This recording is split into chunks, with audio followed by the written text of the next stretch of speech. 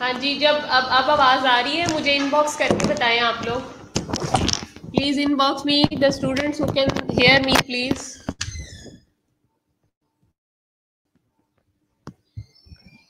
अब आवाज आ रही है मुझे बताएं। ओके, जिन लोगों को मेरी आवाज आ रही है वो बताएं कि आवाज आ रही है। चलें ठीक है, ओके ओके, मैसेज करते जाए ताकि मुझे पता चल जाए। Okay, the lecture about today's regarding microbiology is immunity. ठीक है, मैं स्टार्ट कर रही हूँ, प्लीज सब लोग प्रेजेंट रहे। और अभी भी 24 है, बाकी सबकी एब्सेंट मार्क कर रही हूँ और at the end of the lecture भी मैं यही करूंगी। इम्यूनिटी, इम्यूनिटी क्या होती है? हम लोग बहुत सुनते हैं कि हम लोग इम्यून हैं, हमें फ्लान डिजीज के अगेंस्ट इम्यूनिटी आ गई है, हमें फ्लान डिजीज के अगेंस्ट इम्यूनिटी आ गई है। तो आज हम माइक्रोबायोलॉजिकल पॉइंट ऑफ व्यू से देखेंगे कि इम्यूनिटी क्या होती है। ठीक है, इसकी टाइप्स क्या हैं, कौन कौन से फैक्टर्स हैं जो कि इसके ऊपर असरअंदाज होते हैं। तो ये सारी चीजें हम इस चैप्टर के अंदर डिस्कस करेंगे। अच्छा खासा इंपॉर्टेंट चैप्टर है और थोड़ा सा कंसेप्चुअल है ये। ठीक है, तो आपने साथ साथ हर चीज को समझना है और आपकी जो भी क्वेरी होगी आपने उसको at the end of the lecture मुझसे डिस्कस करना है। फिर इससे रिलेटेड मैं आपको असाइनमेंट भी दूंगी इस दौरान। ठीक है, आपने उस पर भी काम करना है और वो ग्रेडेड होगी, लिहाजा लेक्चर को आपने जो है वो गौर से सुनना है। सबसे पहले है इंट्रोडक्शन। कहता है immunity is refers to the resistance exhibited by the host towards injury caused by micro organisms and their products. ठीक है, अब डेफिनेशन है इसकी ये कि इम्यूनिटी कहता है कि एक रेजिस्टेंस होती है जो कि होस्ट सेल्स को मिलती है। किस वक्त मिलती है? उस वक्त मिलती है जब कोई भी माइक्रो ऑर्गेनिज्म, कोई भी बैक्टीरिया, कोई भी फंगस, कोई भी वायरस, कोई भी ऐसा एंटीजन जो कि आउटसाइड द बॉडी हमारी बॉडी के अंदर एंटर होता है और हमारा जो ये है इम्यून सिस्टम, वो लड़ने के लिए बॉडी को कुव्वत मुदाफत देता है। उर्फ आम में हम इसको कहते हैं कुव्वत मुदाफत। ठीक है, इम्यूनिटी किसको कहते हैं? कुव्वत मुदाफत। कुव्वत मुदाफत प्रोवाइड करना। तो हमारा बॉडी हमें जो कुव्वत मुदाफत देता है उस एंटीजन, उस बैक्टीरिया, उस फंगस, उस वायरस से लड़ने के लिए, उसको हम बोलते हैं कि ये क्या है? ये इम्यूनिटी है। ठीक है, इंजरी कौन करवाता है? इंजरी यही माइक्रो ऑर्गेनिज्म करवाता है आपका। ठीक है, जो कोई बैक्टीरिया भी हो सकता है, वायरस भी हो सकता है और कोई भी एंटीजन हो सकता है और या उसका कोई प्रोडक्ट हो सकता है। इम्यूनिटी अब दो तरह से उसने हमें कैटेगराइज कर दी है, एक है इननेट इम्यूनिटी और दूसरी है एक्वायर्ड इम्यूनिटी। इननेट इम्यूनिटी का दूसरा नाम नेटिव इम्यूनिटी है और एक्वायर्ड इम्यूनिटी का दूसरा नाम अडेप्टिव इम्यूनिटी है। अब आपको कोई एमसीक्यूज में ये भी पूछ सकता है कि नेटिव क्या होती है और अडेप्टिव क्या होती है, तो आपको ये इसका दूसरा नेम आना चाहिए है कि इननेट किसको कहते हैं और अडेप्टिव किसको कहते हैं। नेटिव का लफ्जी मतलब होता है मुकामी, यानी कि अगर कोई भी बंदा किसी खास इलाके का है, वहां का रहने वाला है, वो उसका होम टाउन है, तो हम कहते हैं कि वो वहां का नेटिव है, वहां का मुकामी है। तो उसी से इननेट निकला है। ठीक है, इननेट में आगे से दो फर्दर क्लासिफिकेशन है, एक है नॉन स्पेसिफिक और एक है स्पेसिफिक। अब नॉन स्पेसिफिक नाम से ही जाहिर है कि कोई ऐसी चीज जो कि स्पेसिफिक नहीं होती, जिसमें स्पीशीज आ जाती हैं, रेशियल आ जाता है, इंडिविजुअल आ जाता है। और स्पेसिफिक अगर में हमारे पास स्पीशीज, रेशियल, इंडिविजुअल क्लास, ये हम लोगों ने लेक्चर पहले पढ़ा था इम्यूनिटी वाला। मुझे आप लोग बता सकते हैं इनबॉक्स करके, पहले हम लोगों ने इम्यूनिटी का लेक्चर पढ़ा है या नहीं पढ़ा है, या हाफ पढ़ा है? अगर पढ़ा है तो आप लोगों ने इम्यूनिटी पहले पढ़ी है या नहीं पढ़ी मेरी पोस्ट आरएन की क्लास में? मुझे मैसेज करके बताएं। ओके, नॉन स्पेसिफिक अब जो है, हाँ जी, नेचुरल भी कह सकते हैं, बिल्कुल, यू कैन से। क्लास में हमने पूरा लेक्चर पढ़ा था इम्यूनिटी का। ओके, हाफ पढ़ा है, वही मैं कह रही हूँ ना, आप लोगों को मैंने लगता है कि मैंने पढ़ा है। चले एनीवेज, जिन लोगों ने नहीं लिया वो भी इसमें शामिल हो जाएंगे। नॉन स्पेसिफिक मैंने आपको बताया था, स्पीशीज आ जाती है, रेशियल आ जाते हैं, इंडिविजुअल आ जाते हैं।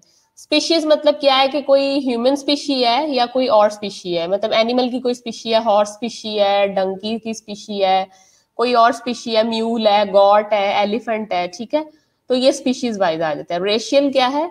रेशियल मतलब कि किसी एशियन कंट्री से वो बिलोंग कर रहा है, किसी वेस्टर्न कंट्री से बिलोंग कर रहा है या किसी और जगह से बिलोंग कर रहा है, ये रेशियल वाइज है। यानी कि किस रेस का बंदा है, काला है, गोरा है। ये आगे आ जाता है इंडिविजुअल वाइज, यानी कि एक सिंगल बंदे की बात हो रही है या फिर ग्रुप की बात हो रही है।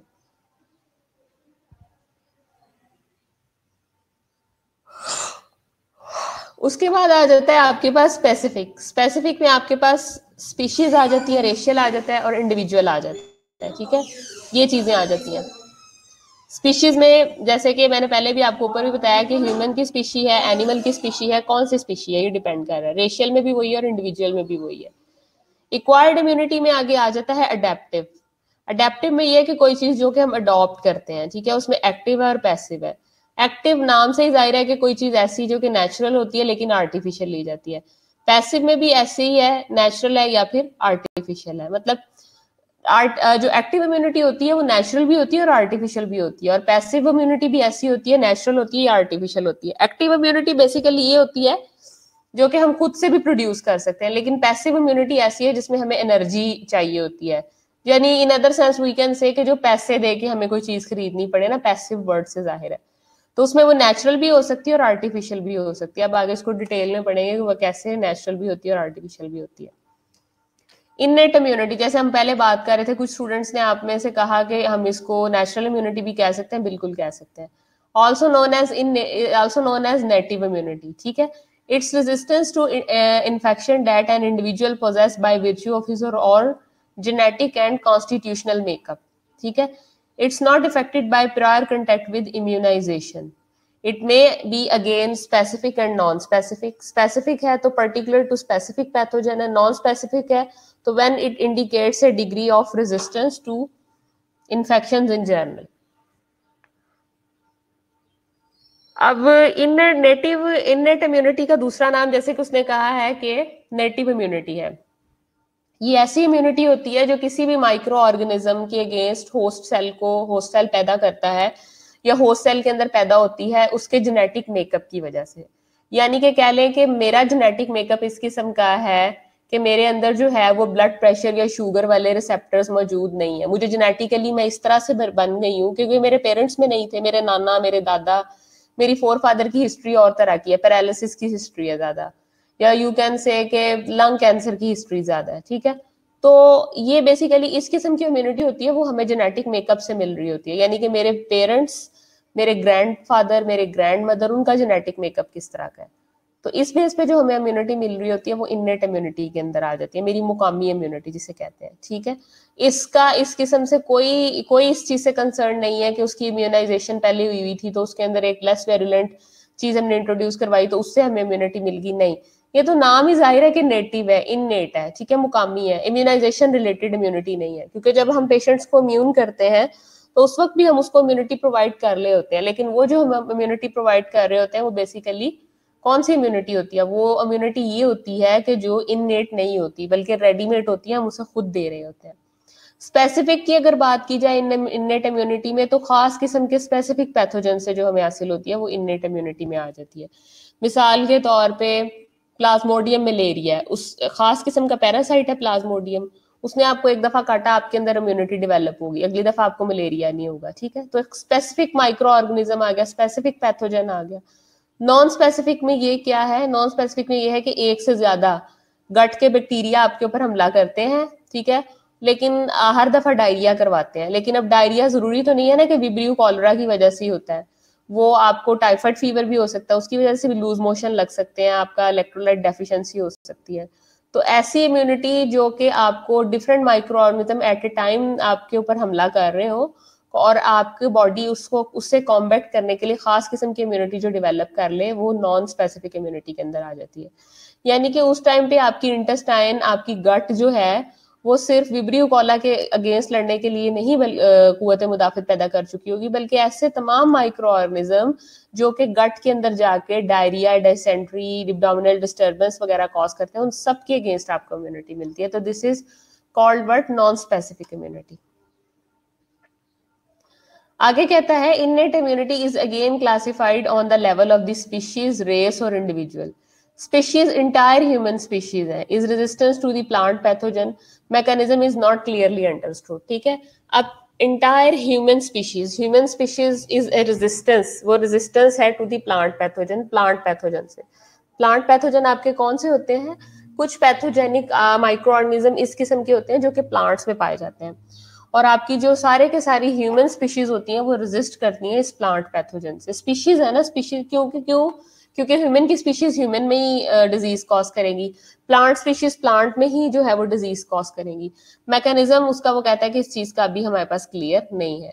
आगे बात आ जाते हैं रेशियल इम्यूनिटी। रेशियल इम्यूनिटी में particular races of that species are present, for example negroid, negroes जो होते हैं, अफ्रीकी पीपल जो होते हैं, उनकी इम्यूनिटी का लेवल और तरह से है, एशियन का और तरह से है, वेस्टर्न का और तरह से है, ठीक है। Species in USA is more prone to TB than Caucasian species. अब जो यूएसए में रहने वाले लोग हैं उनके अंदर टीबी होने के चांसेस ज्यादा होते हैं एज कम्पेयर टू वो लोग जो कि कॉशियन स्पीशीज के हैं, ठीक है, जो कि कॉशियन कैनेडियन साइड पे ज्यादा रिजाइड करते हैं। तो रेशियस का फर्क आ गया ना, रेस का फर्क आ गया। आगे आ जाता है इंडिविजुअल, कहता है it's evident from the studies on A twin similar degree of resistance या ससेप्टेबिलिटी टू टीबी और लेप्रोसी।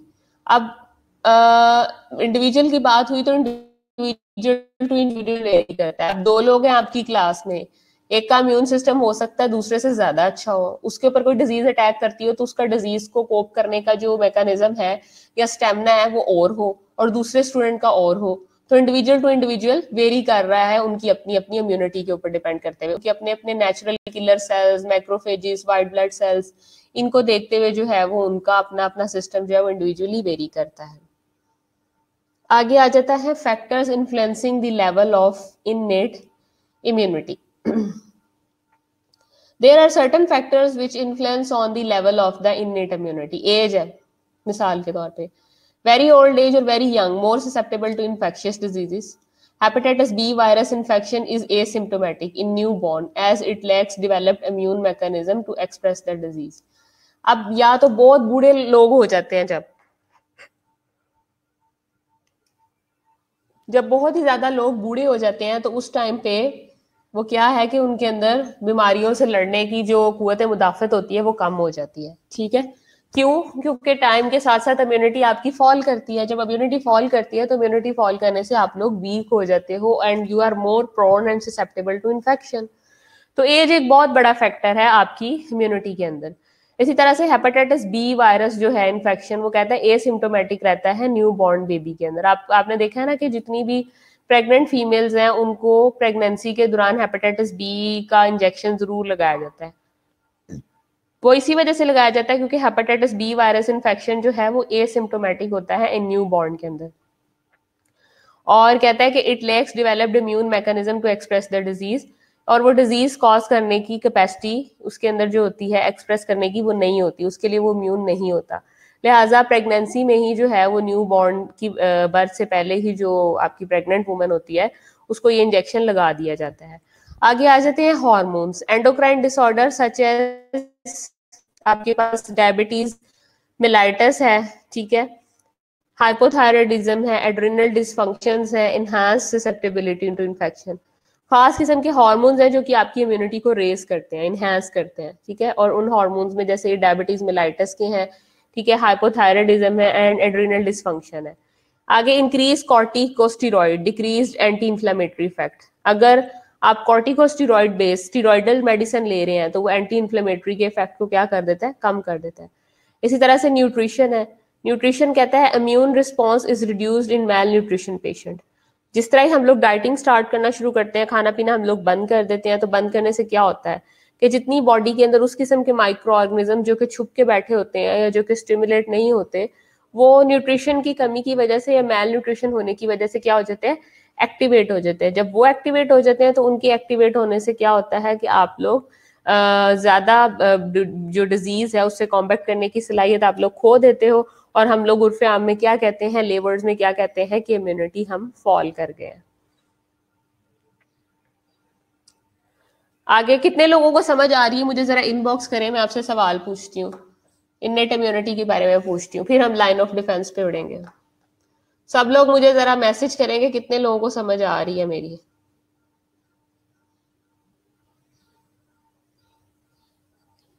मुझे मैसेज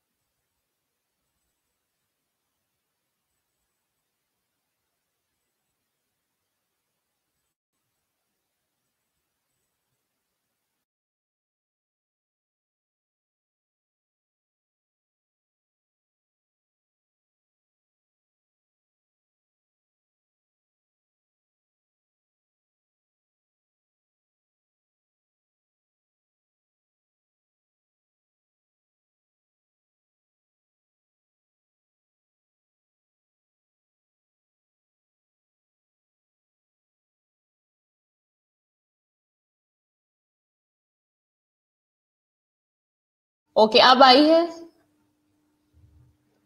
अब आ रही है, अब आनी चाहिए।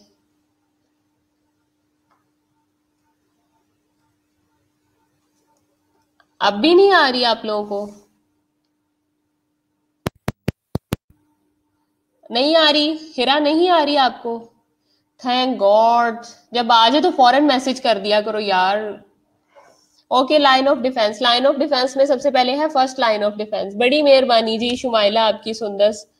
फर्स्ट लाइन ऑफ डिफेंस में हमारे पास आ जाता है intact skin and mucosa prevent the entry of the micro organism. ठीक है, फर्स्ट लाइन डिफेंस हमें पता है कि स्किन हमारी बॉडी का सबसे बड़ा ऑर्गन है। Skin is the largest organ of the body, और जो फर्स्ट लाइन जो फौजें लेके खड़ी होती है, जो पुलिस खड़ी होती है, वो आपकी स्किन होती है। तो कहता है कि इंटेक्ट स्किन एंड म्यूकोजा वो क्या करती है, prevent the entry of the micro organism. वो हमारी बॉडी के अंदर माइक्रो ऑर्गेनिज्म को सबसे पहले रोकती है कि रुक जाओ। जैसे आप लोग किसी शॉपिंग मॉल पे जाते हैं तो सबसे पहले जो आपकी सिक्योरिटी होती है, जो कि आपकी गाड़ी चेक करती है, आपको चेक करती है, आपकी गाड़ी की डिक्की खुलवा के देखती है, आगे से इंजन का बोनट खुलवा के देखती है। तो इसी तरह से आपकी जो फर्स्ट लाइन डिफेंस है, जो कि बॉडी के ऊपर गन्स लेके खड़ी होती है आपकी प्रोटेक्शन के लिए, वो आपकी स्किन और म्यूकस मेम्ब्रेन होती है। सेकंड लाइन डिफेंस, अब आप शॉपिंग मॉल के अंदर घुस गए, अब कौन सी चीजें हैं जो कि आपको डिफेंस देंगी? उसमें एंटी माइक्रोबियल प्रोटीन्स आ जाती हैं, फेगोसाइट्स आ जाते हैं एंड अदर सेल्स आ जाते हैं। हमारी बॉडी के अंदर खास किस्म की प्रोटीन्स होती हैं जो कि क्या कहलाती हैं? माइक्रोबियल एंटी माइक्रोबियल प्रोटीन्स कहलाती हैं। ठीक है, ये एंटी माइक्रोबियल प्रोटीन्स जो होती हैं वो माइक्रो ऑर्गेनिज्म को स्प्रेड करने से रोकती हैं। इसी तरह से फेगोसाइट्स हैं एंड अदर सेल्स हैं। फेगोसाइट्स किसे कहते हैं? Phagocytes is a type of red white blood cells. ठीक है, और अदर सेल्स में भी ये सारे के सारे व्हाइट ब्लड सेल्स भी आ जाते हैं। Mechanism of innate immunity, epithelial cells, antibacterial substances in blood and tissue. Epithelial surfaces होती है हमारी बॉडी के अंदर, जैसे हमारी यूट्रस के अंदर होती है, हमारी ब्लैडर के अंदर होती है, ठीक है, हमारे स्टमक के अंदर होती है। एपिथेलियल जो है वो स्किन की एक खास टाइप है, स्किन की एक लेयर का नाम है जिसे एपिथेलियल बोलते हैं। एपिथेलियल सर्फेसिस के ऊपर इननेट इम्यूनिटी के रिसेप्टर होते हैं जो कि क्या प्रोवाइड करते हैं? जो कि हमें प्रोवाइड करते हैं कि हम इन्फेक्शन के अगेंस्ट बच सकें। ठीक है, हमें इम्यूनिटी प्रोवाइड करते हैं। एंटीबैक्टीरियल सब्सटेंसेस होते हैं हमारे ब्लड के अंदर और हमारे टिश्यूज के अंदर। ब्लड के अंदर एंटीबैक्टीरियल सब्सटेंसेस होते हैं जो कि फ्लोट करते रहते हैं, और जब भी कोई माइक्रो ऑर्गेनिज्म हमारी बॉडी के अंदर एंटर होता है तो एंटर होने के बाद हमें जो इम्यूनिटी प्रोवाइड करते हैं ये एंटीबैक्टीरियल सब्सटेंसेस प्रोवाइड करते हैं और टिश्यू में भी मौजूद होते हैं। इसके अलावा माइक्रोबियल एंटागोनिज्म होते हैं, cellular factor in innate immunity, cellular factor होते हैं यानी कि सेल रिलेटेड फैक्टर होते हैं ये भी। इन्फ्लामेशन आ जाती है, फीवर आ जाता है, एक्यूट फेस प्रोटीन्स आ जाती हैं। यानी कि जब हमें फीवर होता है तो एकदम से फीवर क्यों होता है? क्योंकि बॉडी रिस्पॉन्ड करती है कि खास किस्म का कुछ गलत चल रहा है, there is going something wrong in our body, जो कि सडन हमारे जो हाइपोथैलेमस है उसका टेम्परेचर बढ़ा देता है, हमारे थर्मोस्टेट का टेम्परेचर बढ़ा देता है। इसी तरफ से दूसरी साइड पे देखा जाए तो खास किस्म की प्रोटीन्स आ जाती हैं जब हमारी बॉडी के अंदर इन्फेक्शन चल रहा होता है, तो एक्यूट फेस प्रोटीन का लेवल भी जो है वो बॉडी के अंदर रेज कर जाता है। एपिथेलियल सर्फेसिस कहाँ कहाँ पे होती हैं? First line defence, mechanical barrier. Antagonism कहते हैं उलट को, एंटा कहते हैं उलट को।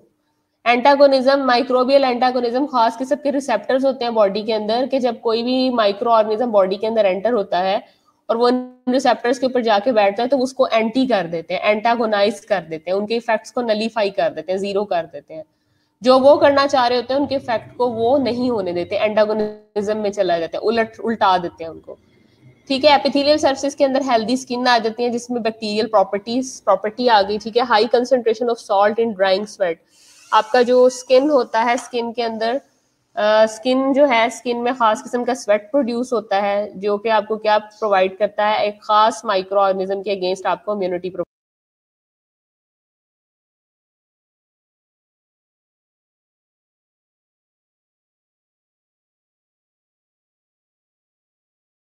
आ जाती हैं। ठीक है, स्पीशियस स्क्रीशंस भी आपका जो है वो यही काम करती हैं कि ये खास किस्म की स्क्रीशंस होती हैं जो कि आपको इम्यूनिटी प्रोवाइड करती हैं, और आपकी स्किन के अंदर ही ये स्पीशियस ग्लैंड होते हैं जिनमें से ये आपका जो है वो स्क्रीशन स्क्रीट होती है और माइक्रो ऑर्गेनिज्म के अगेंस्ट आपको इम्यूनिटी प्रोवाइड करती है। Long chain fatty acids, long chain fatty acid से मुराद ये है कि आपकी वो जो लिपिड बेस्ड लेयर है स्किन के ऊपर वो लॉन्ग चेन फैटी एसिड से मिलकर बनी हुई है, और उसने भी आपको क्या प्रोवाइड करनी है, इम्यूनिटी प्रोवाइड करनी है। एक्यूट फेज प्रोटीन मरियम ये खास किस्म की बेटा प्रोटीन होती है, एपीटी बोलते हैं इसको, एपीपी। अक्सर डॉक्टर्स भी आपको एक्यूट फेज प्रोटीन लिख के देते हैं। बॉडी के अंदर जब किसी किस खास किस्म का इन्फेक्शन चल रहा होता है तो हम ईएसआर के साथ जो होते हैं वो एक्यूट फेज प्रोटीन करवाते हैं। एक्यूट फेज प्रोटीन का लेवल जो होता है वो उस टाइम पे लिवर के अंदर रेज होता है when there is going something wrong और when there is going some infection in our body, क्योंकि ये खास किस्म की प्रोटीन होती है और ये लिवर स्क्रीट करता है, और लिवर उस सूरत में स्क्रीट करता है, या इनका लेवल बॉडी के अंदर उस वक्त रेज होता है जब कोई इन्फेक्शन चल रहा होता है। तो अक्सर आप देखेंगे जब डॉक्टर आपको डायग्नोसिस के लिए कोई टेस्ट लिख के देगा ना तो वो एपीपी जरूर लिख के देगा। APP stands for acute phase protein. अगर तो acute phase C reactive protein CRP भी होती है और एपीपी भी होती है। अगर सी रिएक्टिव प्रोटीन और एक्यूट फेज प्रोटीन का लेवल रेज है बॉडी के अंदर तो then you will predict there is going something wrong in surrounding of the liver और inside of the liver. Okay, respiratory mucosa, several innate mechanism of defence. Respiratory mucosa nose anatomy है, ठीक है। Nose anatomy prevents the entry of the microorganism. MCOs stands for microorganism, dust particle। आपने देखा जो आपकी knows है उसकी anatomy इस किस्म की बनी हुई है कि जब कोई अंदर चीज दाखिल होने की कोशिश करती है तो उसके अंदर सबसे पहले सीलियां है, हेयर्स है, म्यूकस है, वो सारी की सारी चीजें उसको अंदर रोक लेती है। तो सबसे पहले उसने कहा है फर्स्ट रेस्पिरेटरी म्यूकोजा, नोज हमारी इस किस्म की बनी हुई है कि जो कोई भी चीज अंदर एंटर होने से रोकती है। MCO स्टैंड्स फॉर माइक्रोऑर्गेनिज्म, ठीक है। उसके बाद म्यूकोपॉलीसेक्राइड्स हैं, sticks the microorganism to the lining. ये जो हमारी लाइनिंग बनी हुई है इसके अंदर माइक्रोऑर्गेनिजम्स को रोक लेती हैं। पल्मोनरी एल्व्यूलाई, पल्मोनरी एल्व्यूलाई जो है वो क्या करते हैं, ये एल्व्यूलाई आपको पता है ना कि रेस्पिरेशन का सबसे छोटा यूनिट है, लंग्स के अंदर जो सबसे छोटा यूनिट है वो एल्व्यूलाई है। तो ये फेगोसाइटिक करवाता है, फेगोसाइटिक सेल के थ्रू जो है वो पल्मोनरी एल्व्यूलाई फेगोसाइट कर देते हैं इनको, मतलब खा जाते हैं, इनगल्फ कर देते हैं। आगे चलते हैं हम। माउथ, माउथ में क्या होता है, स्लाइवा। आपको पता है स्लाइवा की पीएच क्या होती है? स्लाइवा जो होता है वो स्लाइटली एसिडिक होता है। जब भी कोई माइक्रो ऑर्गेनिज्म हमारे मुंह के अंदर एंटर होता है तो स्लाइवा उसको मार देता है, किल कर देता है। तो ये भी इनहिबिटरी इफेक्ट रखता है। इनहिबिटरी कहते हैं रोकना, इनहिबिटरी इफेक्ट रखता है और ऑन एमसीओसिस। अब आप लोगों ने पूछा नहीं एमसीओसिस क्या, MCO stands for micro organism acidic. हाँ जी, एसिडिक मतलब पीएच लेवल उसकी 7 से बिलो होती है, लाइट्स एसिडिक होता है वो, ठीक है। जिसकी वजह से क्या होता है कि वो माइक्रो ऑर्गेनिज्म अगर कोई एंटर होता है तो उसको वहीं किल कर देता है। High acidity of the stomach, हमारा स्टमक है उसके अंदर भी खास किस्म का तेजाब होता है जिसको HCl कहते हैं, नेचुरली खुदा की तरफ से। अगर कोई ऐसा माइक्रो ऑर्गेनिज्म जो कि डिस्टर्बेंस कॉज करने की कोशिश करे तो वो माइक्रो ऑर्गेनिज्म जब स्टमक में एंटर होता है, अगर नाक में बच भी जाता है तो स्टमक में एंटर होने के बाद वो वहां का एसिड उसको तबाह बर्बाद कर देता है। Conjunctiva, flushing action of lacrimal secretion, हमारी आंख के अंदर खास किस्म के टीयर प्रोड्यूसिंग ग्लैंड्स होते हैं जिनको लैक्रिमल ग्लैंड्स बोलते हैं। कभी आंख के अंदर खुदा ना खास्ता कोई तिनका पतंगा या कोई चीज घुस भी जाती है तो आपने देखा आंख मलने से, छींटे मारने से वो चीज ठीक हो जाती है, निकल जाती है। क्यों? क्योंकि खास किस्म, फ्लशिंग कहते हैं फ्लश करना, फ्लशिंग एक्शन वाले लैक्रिमल स्क्रीशंस हमारी आंख के अंदर मौजूद होती हैं जो कि उसको क्लियर कर देती हैं। एंटीबैक्टीरियल सब्सटेंसेस हैं जैसे लाइजोसोम है, थर्मोलिबाइल बेसिक प्रोटीन है, मतलब ऐसे सब्सटेंसेस जो कि एंटीबैक्टीरियल होते हैं, जो कि बैक्टीरिया के एक्शन के अगेंस्ट काम करते हैं। उसमें लाइसोजाइम आ जाता है, थर्मोलिबाइल आ जाती हैं और बेसिक प्रोटीन आ जाती है, ठीक है। It acts by splitting certain polysaccharides component of the cell wall of the non pathogenic bacteria. अब वो एक्ट क्या करती हैं, वो एक्ट करती हैं जाके by polysaccharide component of the cell wall, यानी कि सेल वॉल हमेशा बैक्टीरिया में होती है ना, तो बैक्टीरिया की पॉलीसेक्राइड, सेल वॉल की जो पॉलीसेक्राइडिक पार्ट है उस पर जाके ये इफेक्ट करती है, जिसकी वजह से वहां पे क्या करती है आपको उसको नुकसान नहीं पहुंचाने देती आपकी बॉडी को। अब बात करते हैं यूरिन में, flushing actions. Bacteria from urethra, bacteria जो है वो फ्रॉम यूरिथ्रा, जब हम फ्लश करते हैं यूरिन को उसमें भी होता है।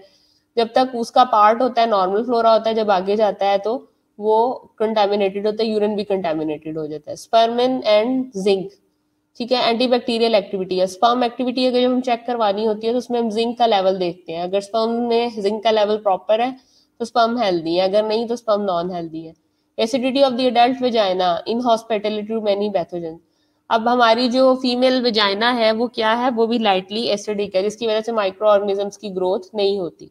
अगर वो एसिडिक ना हो तो माइक्रो ऑर्गेनिज्म ग्रो करना शुरू कर जाए। अल्लाह ताला की तरफ से हमें इस किस्म की एपिथेलियल सर्फेसेस मिली हुई है जो कि ये शो करती हैं कि माइक्रो ऑर्गेनिज्म इजीली हमारी बॉडी के अंदर एंटर नहीं हो सकते। अभी तक यहाँ पे कोई कंफ्यूजन है तो मुझसे क्वेश्चन करें, वरना मैं आपसे करूंगी। मुझे भी इनबॉक्स करें, मैसेज करें जो भी क्वेश्चन आपका।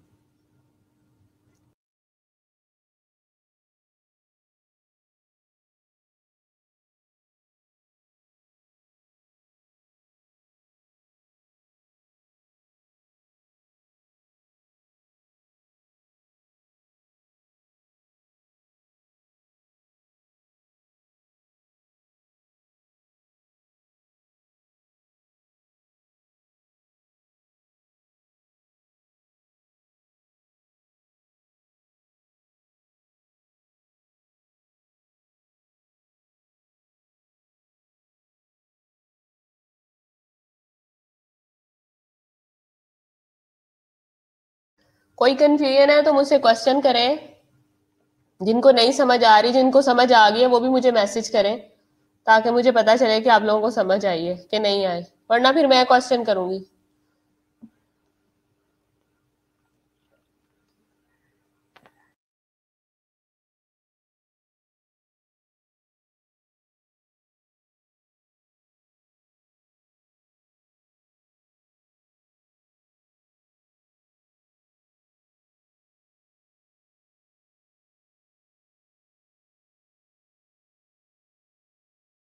Okay, antibacterial substances in blood and tissues.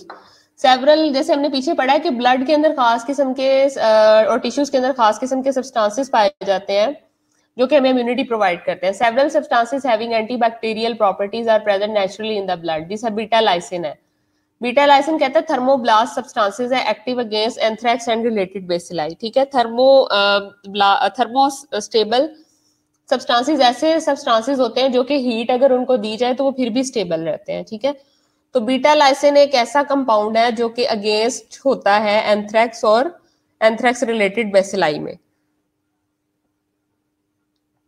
और ये हमें इसके अगेंस्ट इम्यूनिटी प्रोवाइड करता है। आगे आ जाता है बेसिक पॉलीपेप्टाइड्स, जैसे ल्यूकिन्स है फ्रॉम ल्यूकोसाइड्स एंड प्लेकिन्स है फ्रॉम प्लेटिलेट्स। लैक्टिक एसिड है, लैक्टिक एसिड जो है वो मसल्स टिश्यू है एंड इन्फ्लेमेटरी जोन्स है। लैक्टोपैरोक्साइडेज ये प्रेजेंट होता है मिल्क के अंदर, but concept is not clear. यानी कि लैक्टोपैरोक्साइड खास किस्म का कह लें एंटीबैक्टीरियल सब्सटेंसेस है, ये मिल्क में मौजूद है और मिल्क में मौजूद माइक्रो ऑर्गेनिज्म के अगेंस्ट जो है वो इम्यूनिटी प्रोवाइड करता है।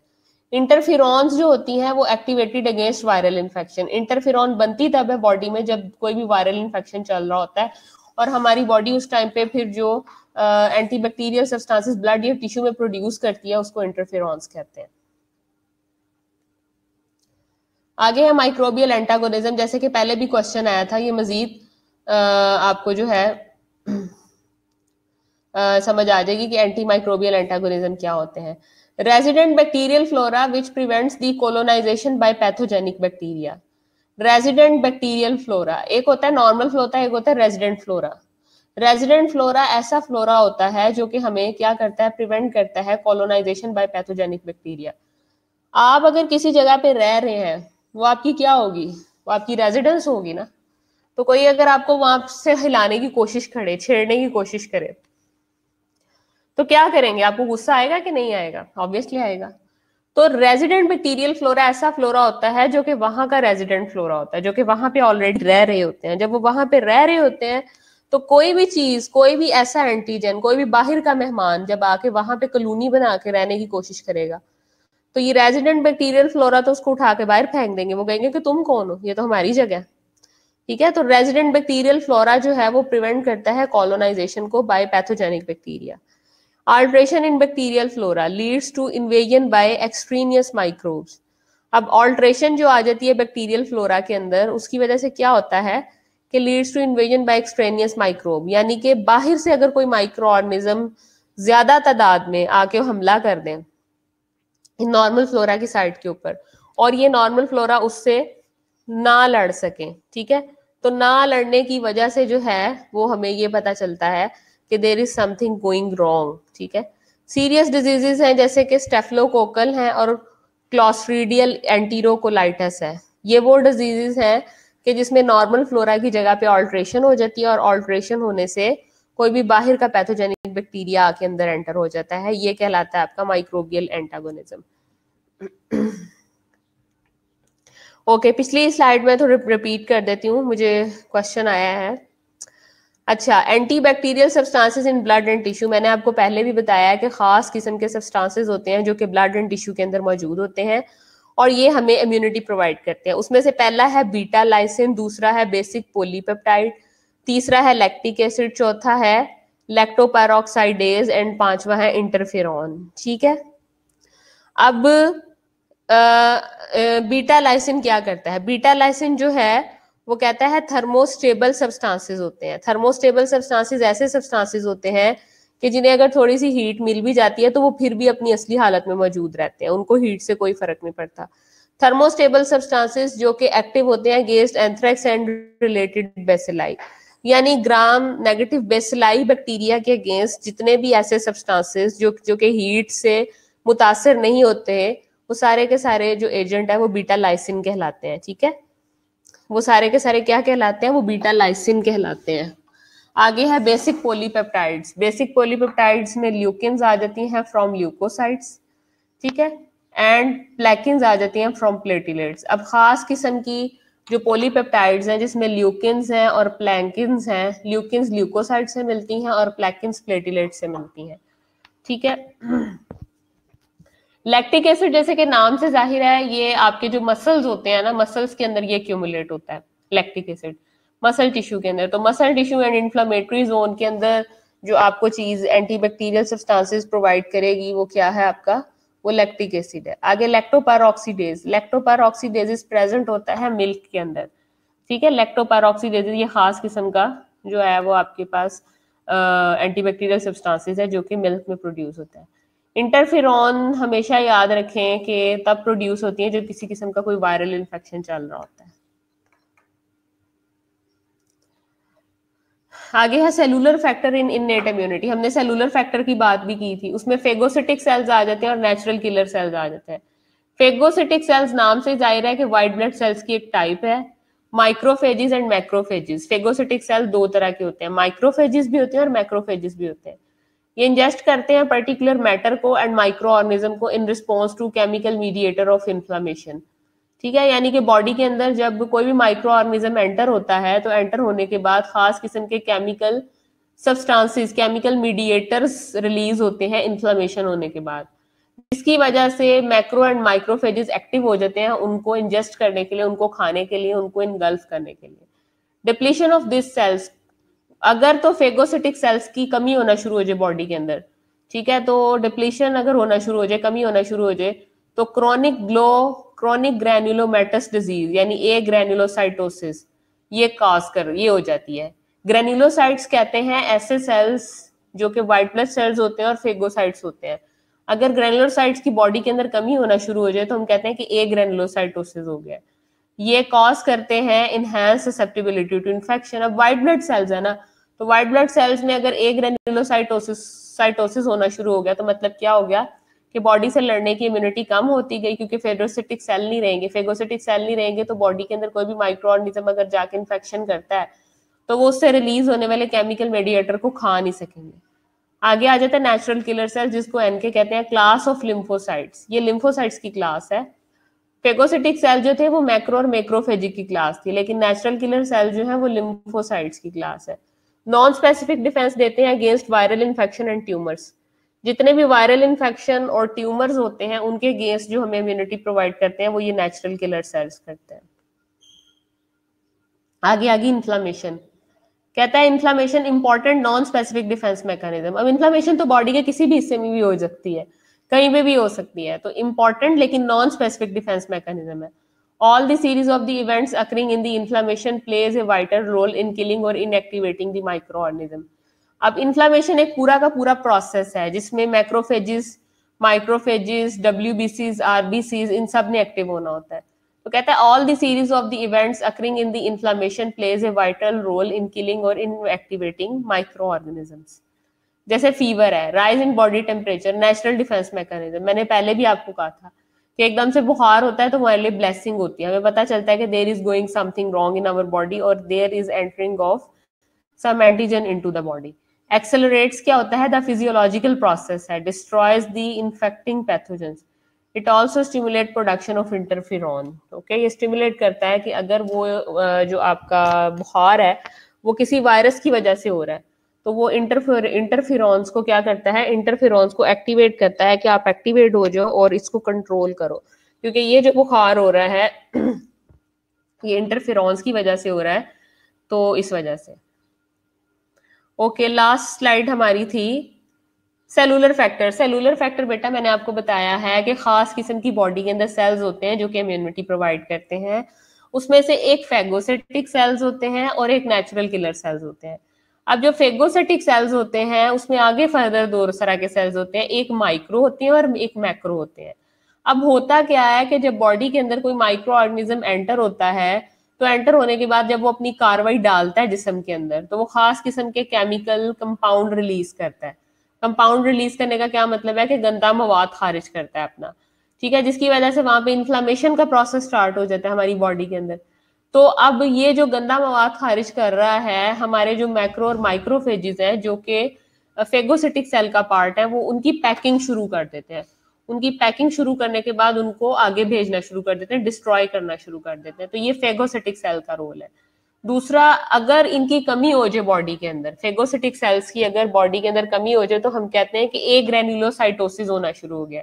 जहां पे भी वर्ड ए लग जाए उसका मतलब है कमी, कम होना, आधा रह जाना। ए ग्रेन्युलोसाइटिस साइटोसिस होना शुरू हो जाता है, जिसकी वजह से क्या है कि ए ग्रेन्युलोसाइटिस का मतलब ये है कि फेगोसिटिक सेल का लेवल बॉडी के अंदर कम हो रहा है। जब बॉडी के अंदर व्हाइट ब्लड सेल्स यानी फेगोसिटिक सेल्स का लेवल कम होना शुरू हो जाएगा तो हम लोगों को क्या होगा? हम लोग इन्फेक्शन ज्यादा जल्दी कैच कर लेंगे ना, ससेप्टेबल टू इन्फेक्शन हो जाएंगे। तो ये वो कह रहा है फेगोसिटिक सेल्स के अंदर। नेचुरल किलर सेल्स के अंदर ये कहता है कि ये नॉन स्पेसिफिक डिफेंस प्रोवाइड करते हैं, खासतौर पे वायरल इन्फेक्शन, ठीक है। नॉन स्पेसिफिक डिफेंस ये होता है कि किसी खास माइक्रो ऑर्गेनिज्म के अगेंस्ट नहीं दिखाते। फॉर एग्जाम्पल बॉडी के अंदर अगर किसी भी जगह पे कैंसर बन रहा है, ठीक है, तो उसके लिए जो हमारी बॉडी में चीज एक्टिव होगी वो क्या होगी? वो इंटरफेरॉन्स हो जाएंगी, वो इंटरफेरॉन्स होगी। और ये इंटरफेरॉन्स जो होती हैं ये खास किस्म के ट्यूमर्स के गिर्द हमें जो है वो डिफेंस प्रोवाइड करती हैं। और ये डिफेंस जो होता है ये नॉन स्पेसिफिक होता है, जरूरी नहीं है कि किसी खास स्पेसिफिक वायरस के लिए ही हो, बल्कि ऑल क्लास ऑफ वायरस के लिए ही एक्टिव हो जाता है। तो this is called natural killer cells. Maryam आप समझ आइए, आपको मुझे इनबॉक्स करें। आगे चलते हैं। आगे है हमारे पास एक्यूट फेस प्रोटीन, जिसकी आपने लास्ट टाइम भी अभी हमने लेक्चर में बात की थी, जिसे एपीपी बोला गया था। Sudden increase in the plasma concentration of the certain proteins collectively called acute face protein, ठीक है। एकदम से प्लाज्मा कंसंट्रेशन जो है वो रेज हो जाना खास किस्म की प्रोटीन का, ठीक है, ये कहलाता है एक्यूट फेस प्रोटीन। यानी हमारा जो ब्लड है, ब्लड का एक पार्ट क्या होता है? प्लाज्मा भी होता है ना। तो अगर हमारी ब्लड सर्कुलेशन के अंदर जब हम टेस्ट करवाएं और टेस्ट करवाने के बाद all of sudden in protein का लेवल रेज हो, ठीक है, तो हम उसको बोलते हैं कि एक्यूट फेस प्रोटीन का लेवल बढ़ गया है प्लाज्मा कॉन्सेंट्रेशन के अंदर।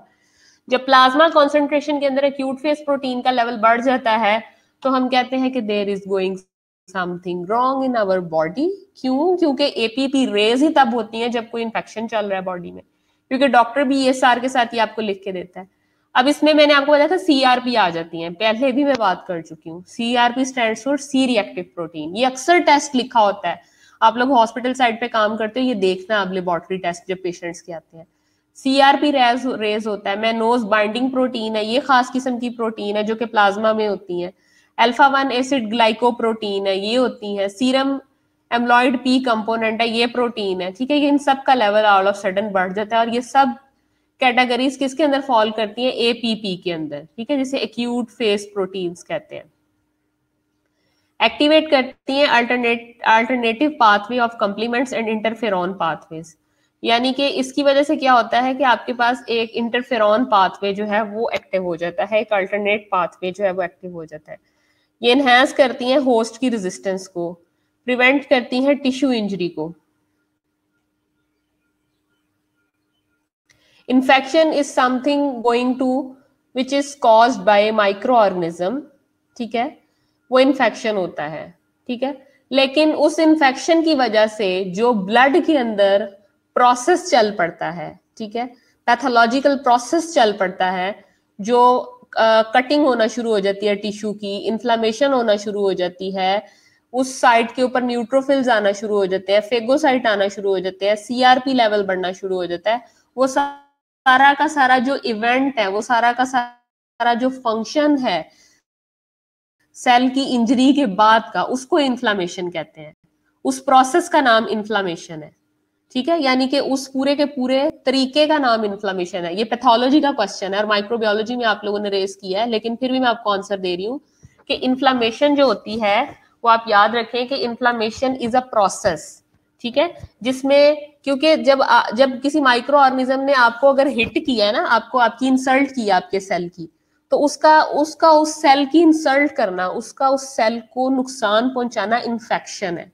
और इस उस इन्फेक्शन से होने वाले जो इवेंट है, उस इन्फेक्शन से होने वाला जो कह लें आपके आगे जो प्रोसेस है, यानी कि वहां पे उस साइट के ऊपर आपकी पस आना शुरू हो गई है, माइक्रो ऑर्गेनिज्म आना शुरू हो गए हैं, न्यूट्रोफिल्स आना शुरू हो गए हैं, ठीक है, सेल ने अपना काम करना शुरू कर दिया, यानी कि वो इवेंट होना शुरू हो गया process by process, step by step, ठीक है, वो क्या कहलाता है, वो कहलाता है इन्फ्लामेशन, ठीक है, यानी कि पैथोलॉजिकल कंडीशन और pathological process is called inflammation. बेटा अक्सर इंटरफेरोन्स जो होती हैं वो खास किस्म की प्रोटीन्स होती हैं, ठीक है, और इंटरफेरोन्स हमेशा बॉडी के अंदर तब रेज होती हैं या इनका लेवल तब नजर आता है हमें जब कोई भी वायरल इन्फेक्शन होता है, ठीक है। खास तौर पे आपने देखा होगा कैंसर के मरीजों को इंटरफेरोन्स लग रही होती हैं, ठीक है, कभी आपने अगर कभी कैंसर डिपार्टमेंट में काम किया तो उनको इंटरफेरोन्स इसी वजह से लगती हैं कि इंटरफेरोन्स जो होती हैं वो हमेशा उनका यानी कि it's a type of white blood cells immunity, ये एक व्हाइट ब्लड सेल्स का प्रोडक्ट है इंटरफेरोन। हमने इनको इंडिविजुअली डिस्कस किया ना, तो इंटरफेरोन हमेशा जब रेज होता है तो उस टाइम पे पीछे हिस्ट्री में वायरल इन्फेक्शन होता है, तो जब भी वायरस बॉडी को हिट करता है इंटरफेरोन रेज होती है, ठीक है। ओके, आगे चलते हैं। ये आगे आ गया इंटरफेरोन्स, आईएफएन। अब बॉडी के अंदर भी खास किस्म की जीन्स होती हैं जो कि सिंथेसाइज करती हैं, IFN is a abbreviation of interferons. तो IFN are activated when a host cells is invaded by a virus. तो मैंने आपको अक्सर पहले भी डिटेल में ये बताया, अब ये स्लाइड भी यही कह रही है कि आईएफएन के रिसेप्टर होते हैं बॉडी के अंदर, इंटरफेरोन्स के रिसेप्टर होते हैं बॉडी के अंदर, जो कि जब भी कोई वायरस बॉडी को अंदर हिट करता है, बॉडी के ऊपर अटैक करता है, तो उस टाइम पे एक्टिवेट हो जाते हैं, ठीक है। तो interferon molecules leave the infected cells and enter the neighbouring cells. अब इंटरफेरॉन क्या करती है कि एक जो इन्फेक्टेड सेल्स होता है उसको ये छोड़ती है और साथ में उसके नेबरिंग सेल के अंदर ये एंटर हो जाती है। इंटरफेरॉन ऑब्वियसली, एग्जैक्टली, ठीक है, बिल्कुल नुदरत। आगे interferon stimulates the neighbouring cells to activate genes for an antiviral protein. अब देखें कि इसका कमाल देखें कि इसने जो इन्फेक्टेड सेल है ना, मिसाल के तौर पे सेल राइट साइड पे पड़ा हुआ है, तो राइट साइड के सेल को आईएफएन ने जाके नहीं करना हिट, इसने साथ के नेबरिंग सेल को जाके जो है वो हिट करना है।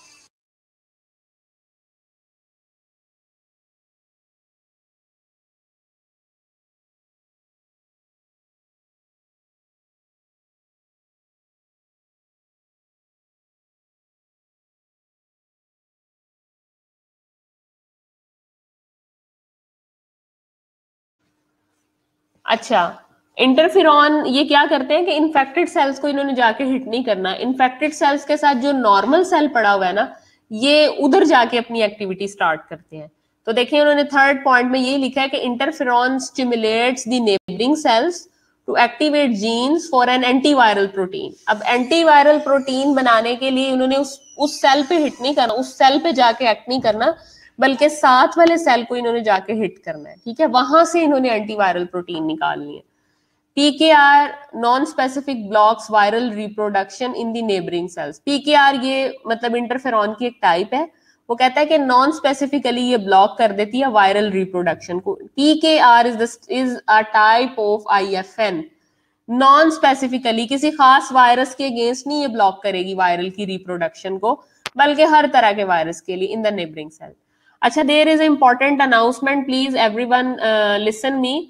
सब लोग कान खोल के और ध्यान से सुन लें कि जो लोग इस टाइम पे एक मोबाइल पे या एक इंटरनेट पे 2 लोग बैठे लेक्चर अटेंड कर रहे हैं ना, बराए मेहरबानी वो अपनी अटेंडेंस इंडिविजुअली मार्क करवाएं, क्योंकि आपको इस टाइम 34 स्टूडेंट्स लाइव मुझे शो हो रहे हैं, ठीक है, 34 से बल्कि कम है, बीच में दूसरे लोग हैं। तो आपने ये याद रखना है कि ये जो आपकी अटेंडेंस जानी है ये आपकी इंडिविजुअल बेसिस पे जानी है। लिहाजा जब लेक्चर एंड होता है तो इंडिविजुअली जो है वो अपनी उधर लेक्चर की अटेंडेंस जो है मार्क करवाएं। एक से ज्यादा लोग एक सिस्टम पे कंप्यूटर पे बैठे हैं, हमें नहीं शो हो रहा, हमें वो एक बंदा ही शो हो रहा है। सो इंडिविजुअल कोशिश करें कि अपनी अटेंडेंस मार्क करवाएं इंडिविजुअल करके। समझ आ रही है ना मेरी बात? ये इंपॉर्टेंट अनाउंसमेंट, फिर मुझे कोई ना कहे कि हमें नहीं पता चला।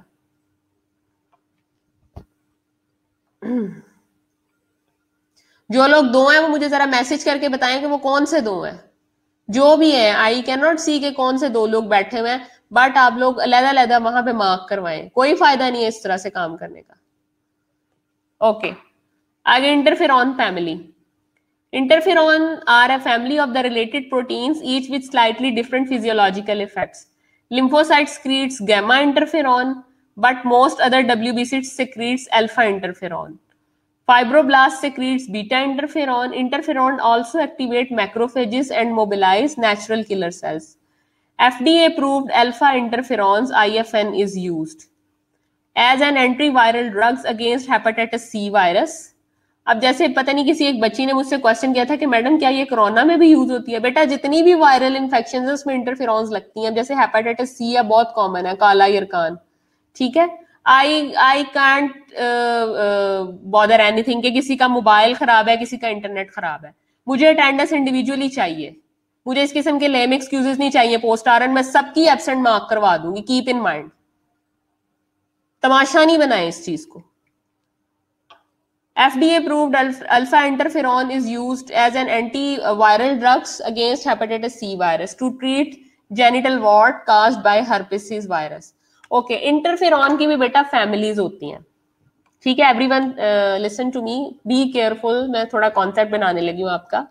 अब lymphocyte है, lymphocyte is a type of WBC, sorry, is a type of white blood cells, yes, ठीक है। अब lymphocytes व्हाइट ब्लड सेल्स की एक टाइप है। अब वो जो इंटरफेरॉन स्क्रीट करती हैं, मरियम मैं बताती हूँ, पहले ऊपर वाला डिस्कस कर लो, जो मैं समझा रही हूँ पहले वो समझ लो। लिम्फोसाइट जो खास किस्म की प्रोटीन इंटरफेरॉन स्क्रीट करते हैं उसका नाम है gamma interferon, keep in mind. मैं आपसे पूछ सकती हूँ वाईवे में, इवन एमसीक्यूज में भी, कि लिम्फोसाइट जो इंटरफेरॉन रिलीज करेगी उसका नाम क्या है? वो गैमा इंटरफेरॉन है। डब्ल्यूबीसीस जो सिक्रीट करेंगी वो अल्फा इंटरफेरॉन है। फाइब्रोब्लास्ट भी डब्ल्यूबीसीस की टाइप है, वो जो इंटरफेरॉन सिक्रेट करेंगे वो बीटा इंटरफेरॉन है। So alpha, beta and gamma interferon. तो ये तीनों की तीनों इंटरफेरॉन कौन सा सेल प्रोड्यूस कर रहे हैं, इसमें ये इंपॉर्टेंट है, याद रखना। इसके अलावा इंटरफेरॉन्स वो कहते हैं वो एक्टिवेट कर देते हैं मैक्रोफेजिस को और नेचुरल किलर सेल्स को, ठीक है। FDA stands for food and drug authority, समझ आ गई Maryam? Food and drug authority.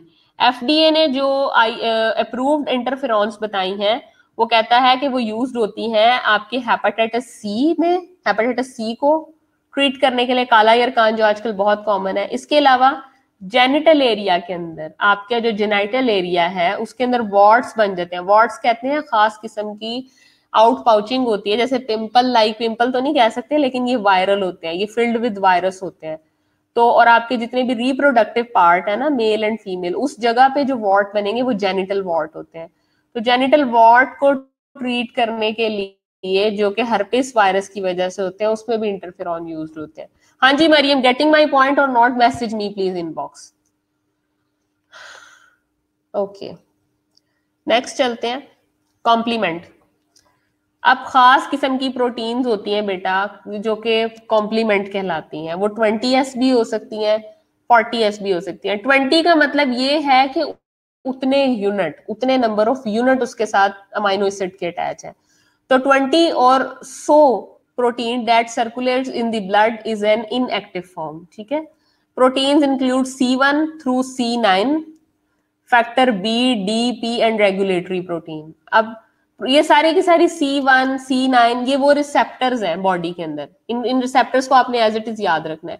ये जो कॉम्प्लीमेंट प्रोटीन है ये यहाँ इन रिसेप्टर्स पे मौजूद होती हैं, ठीक है। और इन्होंने इसी रिसेप्टर पे जाके काम करना होता है, और उसके लिए जो फैक्टर रिस्पॉन्सिबल है उसको रेगुलेट करने के लिए, उसको मॉनिटर करने के लिए, वो factor B, D and P factor है। कॉम्प्लीमेंट प्रोवाइड्स करती है major mechanism for destroying foreign substances in the body. यानी ओवरऑल हर प्रोटीन का यही काम है कि बॉडी के अंदर कोई भी अननोन बंदा, कोई भी एंटीजन अगर एंटर होती है तो उसको कैसे तबाह बर्बाद करना है, उसको अपने सिस्टम का पार्ट कैसे बनाना है, कैसे उसको सिस्टम से निकालना है, ये चीज करती है। amplifies all aspects of the inflammatory response, kills bacteria and certain other cell types. Our cells are immune to complement, ठीक है। और हमारे cells जो होते हैं वो immune होते हैं complement से। Enhance the effectiveness of both non-specific and specific defense. और ये प्रोटीन ऐसी प्रोटीन्स होती हैं जो कि इनहांस करती हैं किसको, स्पेसिफिक वायरस के अगेंस्ट भी ये इम्यूनिटी देती हैं और नॉन स्पेसिफिक के अगेंस्ट भी देती हैं, ठीक है। ओवरऑल कॉम्प्लीमेंट में हमने क्या पढ़ा कि डिफरेंट यूनिट की होती हैं, 20s भी हो सकती हैं, 40s भी हो सकती हैं, और ब्लड के अंदर सर्कुलेट कर लेती हैं। और इन प्रोटीन की बॉडी के अंदर खास किस्म के रिसेप्टर होते हैं जहां पे ये अटैच होती हैं, जैसे C1 है, C9 है। खास किस्म के फैक्टर्स हैं जो इनको एक्टिवेट करते हैं, जैसे फैक्टर बी है, डी है, पी है एंड रेगुलेटरी प्रोटीन्स है, ठीक है। ये प्रोवाइड्स करती हैं major mechanism for destroying foreign substances in the body, ठीक है। इसके अलावा खास किस्म का कहता है ये एम्पलीफाई करती हैं all aspect of the inflammatory response. Amplify क्या होता है, एनहांस करना, ऑगमेंट करना, बढ़ा देना। एम्पलीफाई करेंगी all aspect of the inflammatory response. Inflammatory response को जल्दी करने में ये मददगार साबित होती हैं। किल कर देती हैं तमाम तरह के बैक्टीरिया और अदर टाइप ऑफ सेल्स जो कि हमारी इम्यूनिटी को डिस्टर्ब करने के लिए आते हैं, ठीक है। इसके अलावा ये जो डिफेंस देती हैं ये देती हैं against both specific and non specific. जरूरी नहीं कि किसी एक वायरस के अगेंस्ट ही दे, किसी भी वायरस के अगेंस्ट ये दे सकती हैं, ठीक है। अब मुझे यहां तक बताएं समझ आई है कि नहीं समझ आई, जरा मुझे मैसेज करें, इनबॉक्स करें फौरी तौर पे।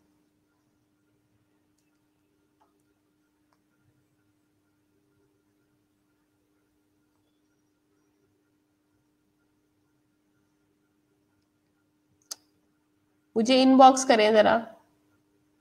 किसी को सुनाई नहीं दे रहा, किसी को समझ नहीं आ रही, सब सो गए हैं क्या?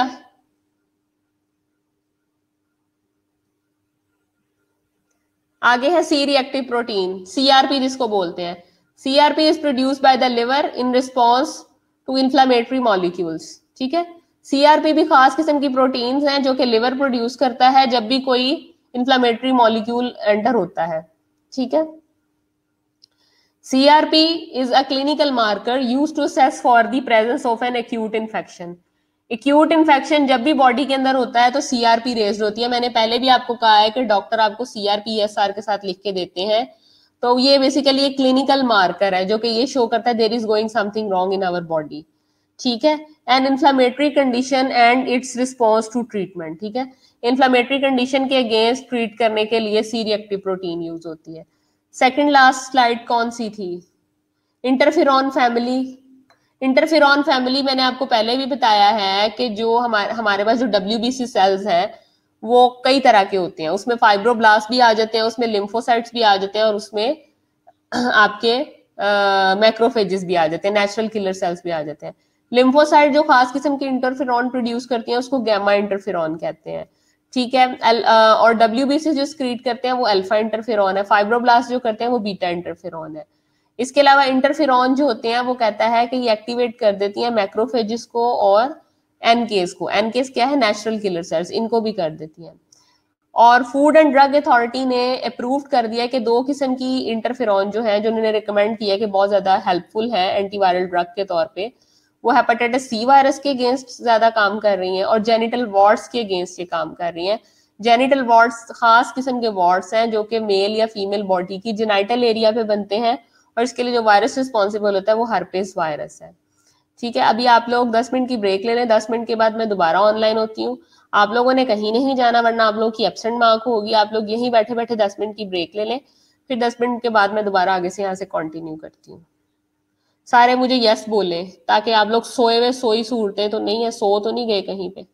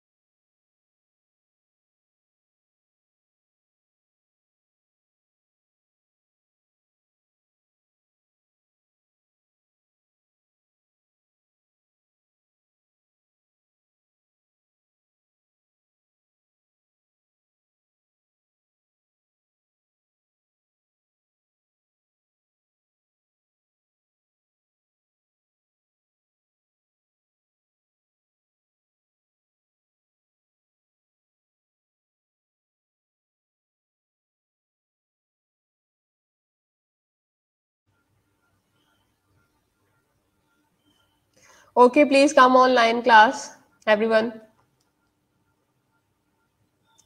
सब लोग ऑनलाइन आ जाए ताकि मैं स्टार्ट करूं, फिर सबको बोल दें कि ऑनलाइन आ जाए।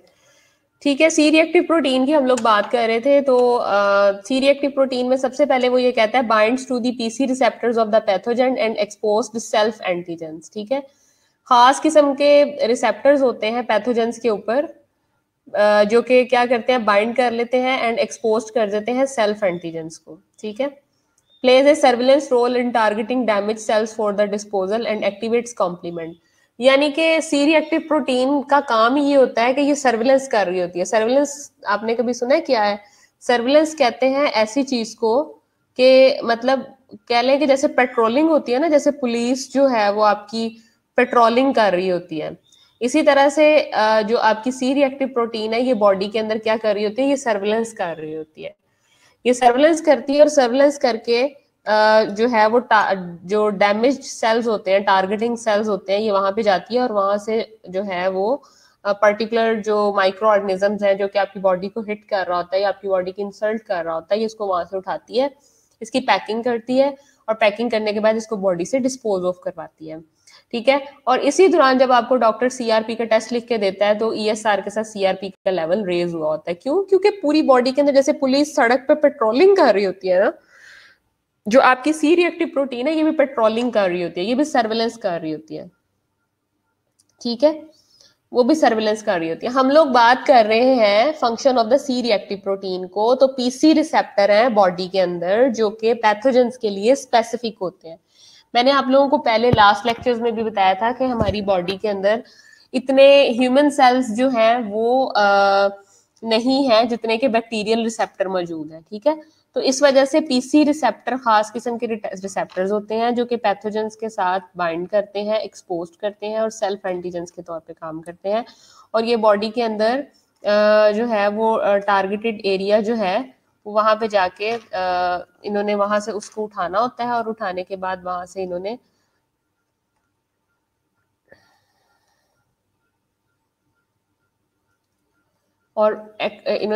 एक्टिवेट करना होता है कॉम्प्लीमेंट को।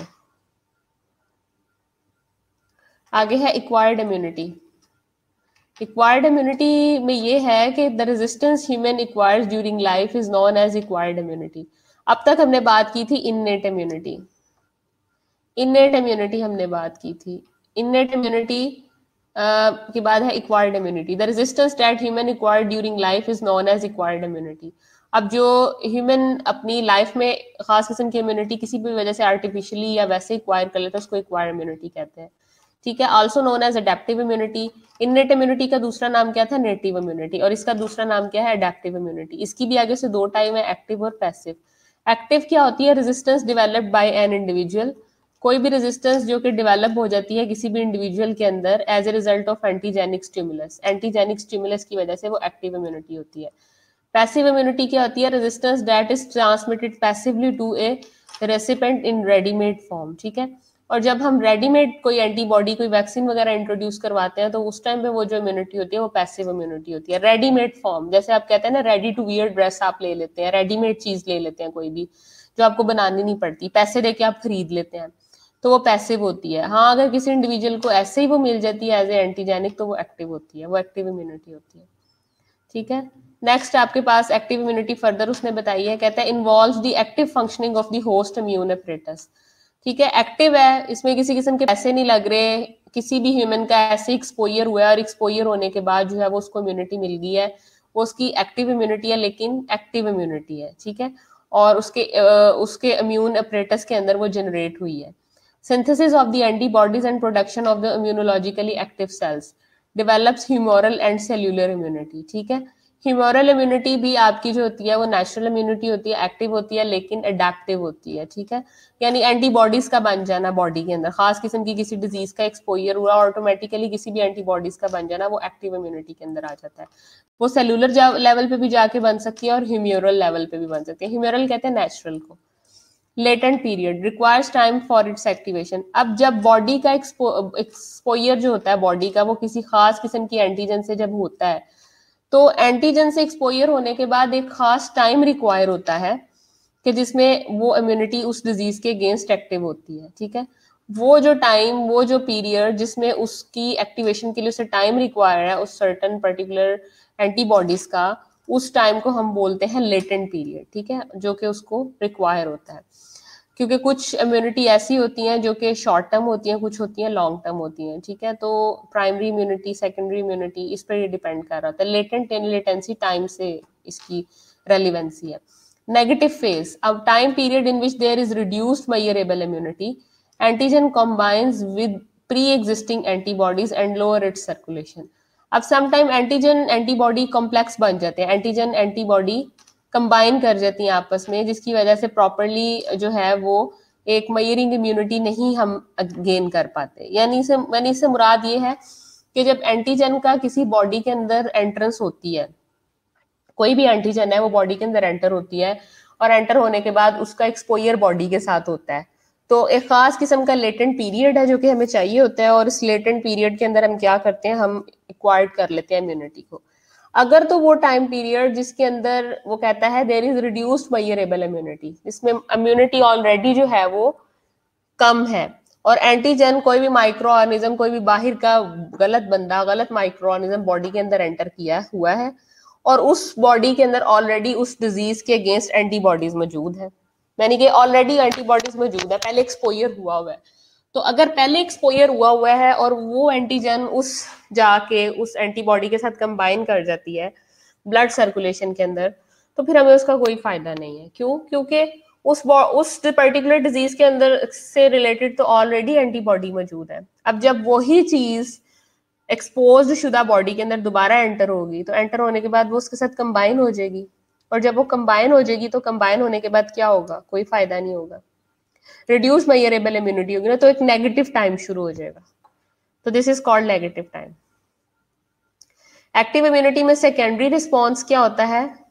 If an individual previously expose to antigen and expose to the same antigen again will respond quickly and abundantly. अगर तो कोई पर्सन, जैसे मैंने पहले भी बताया है, किसी डिजीज से पहले एक्सपोज हुआ है, ठीक है, और दोबारा से वही माइक्रो ऑर्गेनिज्म उसको हिट कर रहा है, और हिट करने के बाद क्या है कि हिट करने के बाद एंटीजन एंटीबॉडी कॉम्प्लेक्स बना देता है, तो क्या है कि वो क्विकली और अबंडेंटली शो होगी, उसका रिस्पॉन्स जो है इम्यूनिटी का वो क्विक होगा और अबंडेंट होगा। क्यों क्विक होगा और अबंडेंट होगा? क्विक और अबंडेंट इसलिए होगा कि ऑलरेडी बॉडी के अंदर उस बीमारी के खिलाफ एंटीबॉडी बनी हुई है।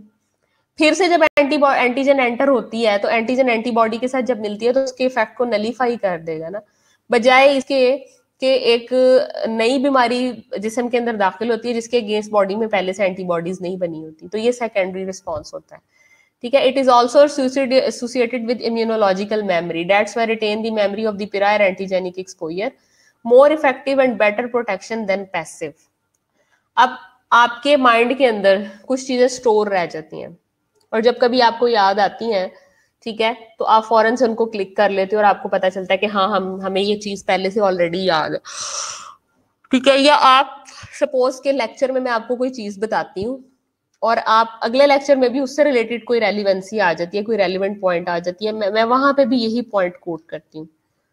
तो उस पॉइंट को कोट करने के बाद अगर तो आपकी इम्यूनोलॉजिकल मेमोरी इतनी स्ट्रांग होगी, ठीक है, तो आप कहेंगे कि हाँ जी ठीक है, ये बात मैडम ने लास्ट लेक्चर में भी कही थी, ठीक है, तो आपका जो एक्सपोजर होगा वो स्ट्रांग हो जाएगा, आपने अपनी मेमोरी के अंदर, उस इम्यूनोलॉजिकल मेमोरी के अंदर ये चीज स्टोर की होगी। इसी तरह से अगर कोई नई प्रीवियसली एक्सपोज बॉडी के अंदर कोई एंटीजन एंटर होती है, तो आपकी इम्यूनोलॉजिकल मेमोरी अगर इतनी स्ट्रांग है, आपका इम्यून सिस्टम इतना स्ट्रांग है, तो वो फौरन से उसको पिक कर लेगा कि हाँ भाई पहले कुछ ऐसा हुआ था, ठीक है, सही है, पहले कुछ ऐसा हुआ था, और वो उसको पिक कर लेगी और आपको फौरन से रिस्पॉन्स शो करेगी।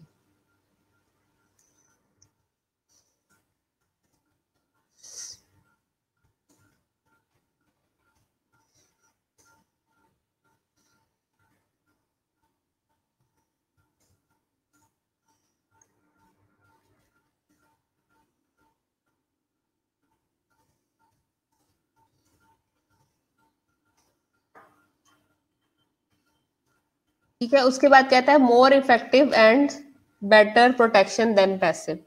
और जाहिर सी बात है एक्टिव जो है उसकी इफेक्टिविटी भी ज्यादा है और प्रोटेक्शन भी वो ज्यादा देती है।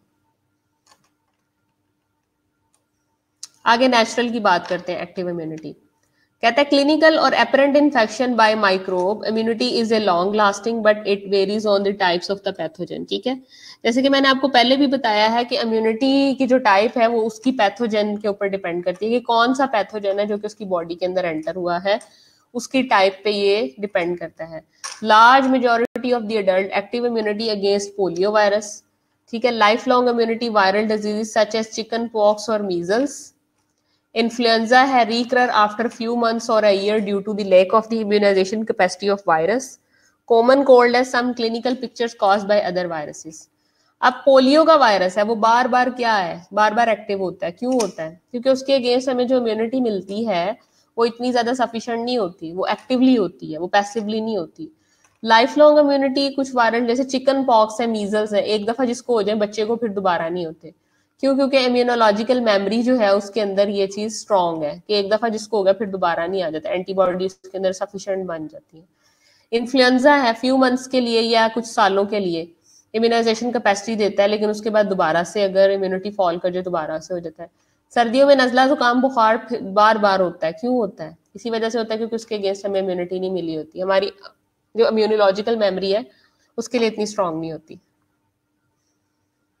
Active immunity, natural immunity following bacterial infection is less permanent than virus.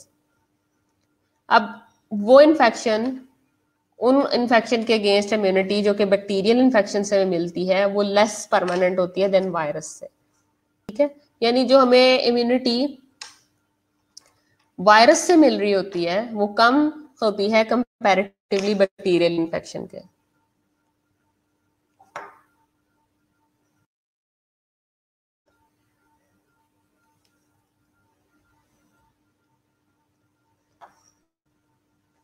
आगे है premunition, immunity to re infection last long till the disease remains active, for example typhoid. Premunition क्या होता है? परम्यूशन ये होता है कि किसी भी डिजीज के अगेंस्ट दोबारा से इम्यूनिटी का रीएक्टिव होना। फॉर एग्जांपल टाइफाइड फीवर है, इंटेरिक फीवर में बार बार होता है, बार बार होता है। हमारी इम्यूनोलॉजिकल मेमोरी के अंदर ये बात भी स्टोर है कि टाइफाइड बार बार होता है। जैसे कि आपने देखा है ना कि टाइफाइड का बुखार बार बार हो जाता है, तो उसके अगेंस्ट हम परम्यूशन डेवलप करते हैं। Immunity to re infection last long till the disease is called premunition. आगे देखें active immunity artificial, resistance induced by vaccines, it may be either bacterial और वायरल वैक्सीन। ठीक है, वायरल भी हो सकती है रेजिस्टेंस और बैक्टीरियल भी हो सकती है। बूस्टर डोजेज आपने अक्सर देखा होगा, हेपेटाइटिस बी सी की बूस्टर डोजेज होती हैं। Repeated dose of vaccine following the primary vaccination prolong the immunity. ठीक है, अब बार बार हमने कोर्स रखे होते हैं कि फर्स्ट डोज हमारी लग गई, अब हम कहते हैं कि अब 3 हफ्ते के बाद आप बूस्टर डोज लगवा लें, फिर 4 हफ्ते के बाद बूस्टर डोज लगवा लें। इसकी टोटल 3 डोज है, 4 डोज है, 5 डोज है। रिपीटेड डोजेस को हम लोग बोलते हैं बूस्टर डोजेस। अक्सर हेपेटाइटिस बी नर्सिस में बहुत कॉमन है, नीडल स्टिक इंजरी से होता है। तो हेपेटाइटिस बी के लिए भी वैक्सीन होती हैं जो कि आपकी वहां पे हॉस्पिटल्स में होती हैं। तो उसकी पहला जब टीका लगता है तो उसके बाद दूसरी जो होती है वो बूस्टर डोज करवाई जाती है, तीसरी भी बूस्टर डोज करवाई जाती है। तो it may be again either in the form of the live killed and bacterial products.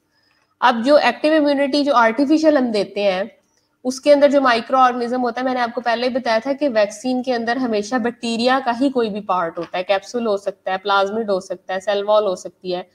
उसकी वायरुलेंसी खत्म की होती है, एंटीजेनिसिटी नहीं खत्म की होती, यानी कि उसकी उसकी डिजीज कॉजिंग कैपेसिटी को खत्म किया होता है, लेकिन एज ए एंटीबॉडी वो काम करती है। अब वो वायरस लाइव भी हो सकता है, मरा हुआ भी हो सकता है। ठीक है, सॉरी किल्ड भी हो सकता है, मरा हुआ लाइव भी हो सकता है। लाइव होगा तो उसकी एंटीजेनिसिटी होगी लेकिन उसकी वायरुलेंसी नहीं होगी।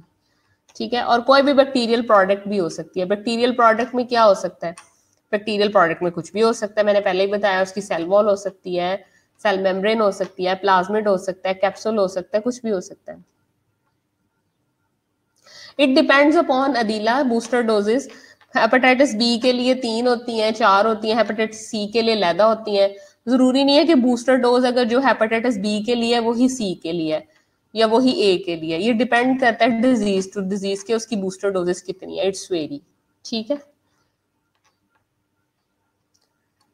ठीक है, नेचुरल इम्यूनिटी नुदरत मैंने बेटा आपको ये बताया था,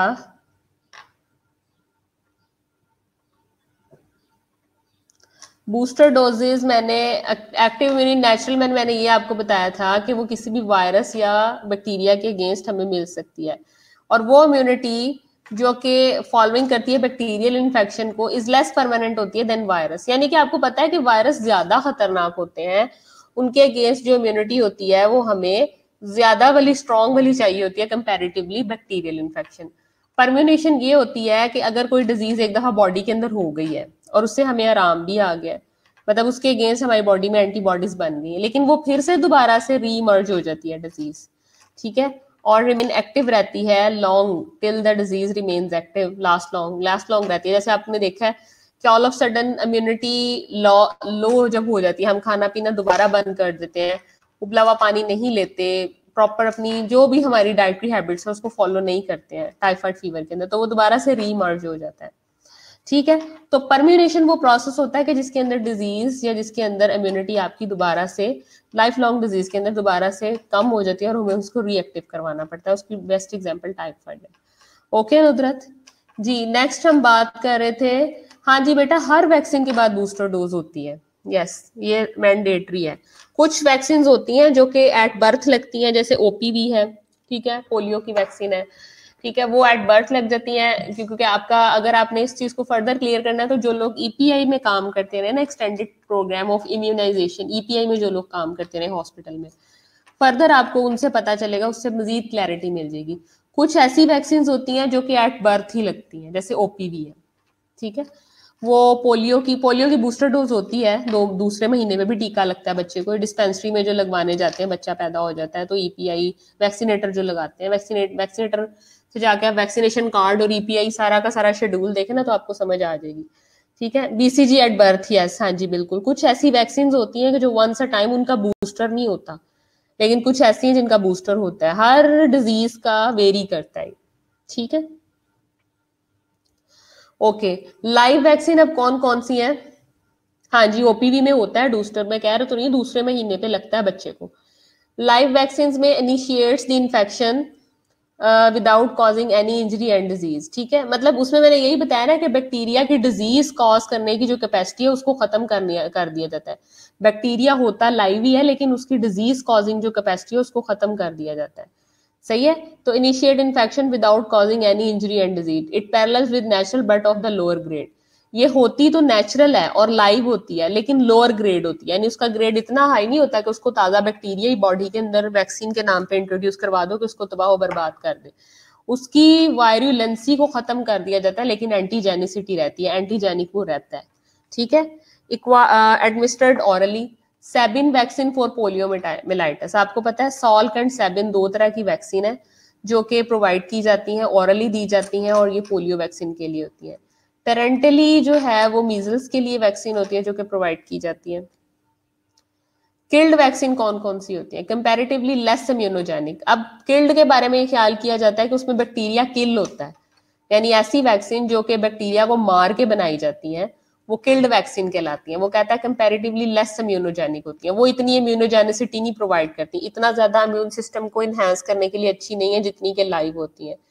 protection last only for the short period, ठीक है, और इसमें प्रोटेक्शन जो आपको होस्ट को मिलती है वो शॉर्ट पीरियड ऑफ टाइम के लिए मिलती है, ठीक है। They have to be supplemented by booster dose repeatedly, और ये वो डोजेज है, ये वो वैक्सीन है जिसमें आप बार बार पूछ रहे थे, इसमें आपको पॉइंट क्लियर हो जाएगा कि जो किल्ड वैक्सीन होती है ना उनके अगेंस्ट बूस्टर डोजेस बार बार देनी पड़ती है। क्यों? क्योंकि उनकी इतनी इम्यूनोजेनिसिटी अच्छी नहीं होती, क्योंकि उसके अंदर बैक्टीरिया टोटली किल होता है, उसका इफेक्ट बहुत कम होता है। अब आप खुद सोचें कहाँ एक लाइव वैक्सीन का बना हुआ इम्यूनिटी और कहाँ एक किल्ड वैक्सीन की बनी हुई इम्यूनिटी, दोनों में फर्क तो होगा ना। लिहाजा किल्ड वैक्सीन में हम बार बार बूस्टर लगाते हैं ताकि हम वो पीक लेवल अचीव कर सकें बॉडी के अंदर। अब किल्ड वैक्सीन में भी given orally but this route is not preferred, ठीक है, ऑरली दी जाती है लेकिन यूजुअली कहता है कि ये रूट प्रेफर नहीं किया जाता। पेरेंटल एडमिनिस्ट्रेशन में अब आपके पास ह्यूमोरल एंटीबॉडीज आ जाती हैं, यानी नेचुरल एंटीबॉडीज आ जाती हैं। Response improve by addition of the adjuvant, response हम इनहेंस कर लेते हैं, इम्प्रूव कर लेते हैं, साथ में मजीद और एडिशन करके उसकी डोज को बढ़ा बढ़ा के थोड़ा थोड़ा। Passive immunity natural, passively transferred from mother to baby, बच्चे से माँ में जो ट्रांसप्लेसेंटली आ रही होती है वो पैसिव इम्यूनिटी होती है। Transmitted predominantly through placenta in humans, यानी प्लेसेंटा से बच्चे को मिल रही होती है। Some IgA antibodies in neonates, human colostrum. अब 6 मंथ तक कहते हैं मदर फीड करवानी चाहिए, जरूरी है। क्यों? क्योंकि वो भी एंटी प्रोटेक्शन दे रही होती है, एंटीबॉडी प्रोवाइड कर रही होती है। IgA एंटीबॉडी होती है जो फर्स्ट मिल्क मास प्रोड्यूस करती है, उसको क्लोस्ट्रम कहते हैं। तो क्लोस्ट्रम के अंदर भी IgA एंटीबॉडीज होती हैं और ये पैसिव इम्यूनिटी होती है जो कि माँ से बच्चे को मिल रही होती है। प्लेसेंटा से जो मिल रही होती है वो भी पैसिव ही है। Human fetus ability to synthesize IgM from 20th week of the life. अब ह्यूमन फीटस जो है उसके अंदर एबिलिटी होती है कि वो IgM एंटीबॉडीज को प्रोड्यूस कर लेता है जेस्टेशनल पीरियड 20th वीक पे, यानी कि जब मदर को 5th मंथ होता है, ठीक है, 5वें हफ्ते के ऊपर, 20 वीक्स के ऊपर, 5वें महीने में 20 वीक के ऊपर वो IgM एंटीबॉडीज प्रोड्यूस कर लेता है जो ह्यूमन फीटस होता है। और ओवरऑल इम्यूनोलॉजिकल कैपेसिटी उसकी लेकिन स्टिल वीक होती है, ठीक है। ओवरऑल वो वीक होता है, ओवरऑल उसकी इम्यूनिटी इतनी स्ट्रांग नहीं होती, लेकिन IgM वो 20th वीक पे डेवलप कर लेता है। ये खुदा की तरफ से कुदरत है। Some part of immunological independence develop only after 3 months, ठीक है। कुछ पार्ट्स इम्यूनोलॉजिकल इंडिपेंडेंस डेवलप्स हो जाते हैं आफ्टर 3 मंथ, यानी कि जिनमें इम्यूनिटी की जरूरत नहीं होती है, ठीक है। अगर इम्यूनिटी की जरूरत हो तो फिर वो इम्यूनोलॉजिकल डिपेंडेंस रखते हैं, लेकिन कुछ बेबी के ऐसे पार्ट हैं जो कि इम्यूनोलॉजिकली इंडिपेंडेंस होते हैं और वो डेवलप हो जाते हैं आफ्टर 3 मंथ, जैसे 3 महीने माँ के पूरे होते हैं। Till then maternal antibodies gives passive immunity, ठीक है। और फिर तब तक बच्चे को जो माँ से प्रोटेक्शन मिलती है डिफरेंट डिजीजेस के अगेंस्ट, वो पैसिवली मिलती है, पैसिव इम्यूनिटी के थ्रू मिलती है। यानी कि प्लेसेंटा अटैच होता है ना बच्चे और माँ के दरमियान में, जो रिश्ता होता है प्लेसेंटल रिश्ता होता है, सारी सर्कुलेशन। तो माँ से बच्चे को जितनी भी फिर इम्यूनिटी मिल रही होती है वो वाया मैटरनल सर्कुलेशन ही मिल रही होती है, मैटरनल एंटीबॉडीज ही बेबी के अंदर आ रही होती है। Transport of antibodies across the placenta is an active process mother blood. जितनी भी सारी की सारी मैंने आपको बताया है कि जो ट्रांसपोर्ट होती है वो मदर के ब्लड से फीटस के ब्लड में जाती है, और फीटल ब्लड में कंसंट्रेशन इनकी ज्यादा होती है as compare to mother blood, ठीक है। Infection in children is common after the age of 3 month than neonates, ठीक है। इन्फेक्शन ज्यादातर बच्चों में कॉमन होता है after age of 3 months than in neonate के मुकाबले में। उसकी क्या वजह है? क्योंकि न्यूनेट में तो इतनी ज्यादा रेडीमेड एंटीबॉडीज मौजूद होती हैं जो कि माँ से उसको मिली हुई होती है कि उसको इन्फेक्शन का तो सवाल ही नहीं पैदा होता। तो 3 महीने के बाद बच्चे को जाके कहीं इन्फेक्शन जो है वो रहता है, वो भी इस वजह से कि 3 मंथ्स तक आफ्टर डिलीवरी 3 मंथ्स तक बच्चे के अंदर जो है वो इतनी सफिशिएंट अमाउंट में इम्यूनिटी मौजूद होती है।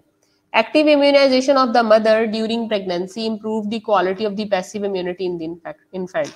अब अगर एक्टिव इम्यूनिटी माँ के अंदर अच्छी होगी, ठीक है, माँ को अगर हेरिडिटी में अच्छी इम्यूनिटी मिली होगी, उसने अच्छा खुद को अच्छा इम्यूनोजेनिक रखा होगा, तो पैसिवली माँ से बच्चे को जो सारी की सारी इम्यूनिटी जाएगी वो क्या होगी? वो पैसिव होगी ना। तो ऑब्वियसली फिर इन्फेंट के अंदर पैसिव इम्यूनिटी अच्छी होगी अगर माँ के अंदर एक्टिव इम्यूनिटी अच्छी होगी तो, ठीक है। Tetanus toxoid recommended during pregnancy, और अक्सर जो 8वें या 9वें महीने पे टीका लगता है एक हामला खातून को, एक प्रेग्नेंट वुमन को, वो टीटी का ही लगता है। आप सब लोगों को पता है टेटनस टॉक्साइड ही लगता है ना 7वें और 8वें महीने में, फास्टी टीका जिसे कहते हैं, वो इसी चीज के लिए होता है। तो अगर माँ को हम एक्टिवली दे रहे हैं तो वो प्लेसेंटा के थ्रू बच्चे को पैसिवली जा रहा होता है, ठीक है। Passive immunity artificial, resistance is passively transfer to recipient, ठीक है। ये भी आपको पता है कि रेजिस्टेंस पैसिवली जाती है ट्रांसफर टू रेसिपेंट यानी माँ से बच्चे में by the administration of antibodies के थ्रू, ठीक है। नहीं भाई, 7वें और 8वें महीने पे ये लगता है ज्यादातर, जो कि है 7 मंथ पे लगता है, 8 मंथ पे लगता है, ठीक है। 6-5 पे भी बाज जगहों पे रिकमेंडेड है, लेकिन 7 और 8 का तो मुझे कंफर्म है, ठीक है, क्योंकि 28 वीक्स पे ये लगता है, 28 वीक्स पे लगता है और 32 वीक्स पे लगता है ये, ठीक है। तो कहता है कि used as prophylaxis and therapy, it indicates for the immediate and temporary protection in a non immune host faced with the threat of infection, insufficient time for the activation for the active immunity, treatment of some infection, suppression of active immunity injurious, ठीक है। These agents use for the hyper immune sera of animal और the human origin, convalescent sera, pooled human gamma globulin. ये आपने as it is passive immunity के artificial हैं जो कि lab के अंदर तैयार किए हुए। Hyper immune sera excuse me, convalescent sera and pooled human gamma globulin. ये आपने एज इट इज बस ऐसे याद रखने हैं, पैसिव इम्यूनिटी के नाम से ये आप लोग याद कर लें। ठीक है। उसके बाद नेक्स्ट है आपके पास हाइपर इम्यून सीरा। ये क्या है ये देख लेते हैं।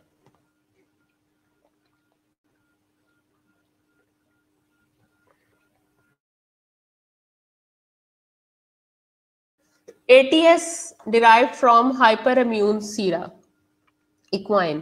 बस आपने ये याद रखना है कि हॉर्स होता है ना, जो हॉर्स घोड़ा जिसे कहते हैं, उसके सीरम से ये ड्राइव किया जाता है। ठीक है।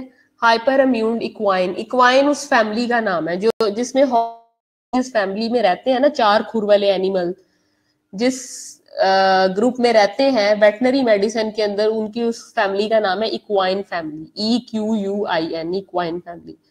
अब हॉर्सेस के ब्लड से ये लिया जाता है, ATS इसको बोलते हैं। ये टेम्पररी प्रोटेक्शन देता है, hyper sensitivity and immune elimination में काम करता है। इम्यून ग्लोबुलिन, टेटनस इम्यून, ठीक है, टेटनस इम्यूनोग्लोबुलिन, सिर्फ आपने TIG नाम याद रखना है। ये free from complication and comparability, long lasting. Anti sera of animal origin is indicated only where the human sera is not available. अब इक्वाइन फैमिली से हमें क्यों ATS लेने की जरूरत पड़ी और टेटनस इम्यून ग्लोबुलिन लेने की जरूरत पड़ी? इसलिए कि ह्यूमन सीराज अवेलेबल नहीं थे। ठीक है। किस किस मकसद के लिए ये ह्यूमन हाइपर इम्यून सीरा यूज होते हैं? एंटी गैस गैंग्रीन के अगेंस्ट, एंटी बॉटुलिनम सीरा के अगेंस्ट एंड एंटी वेनम्स के लिए।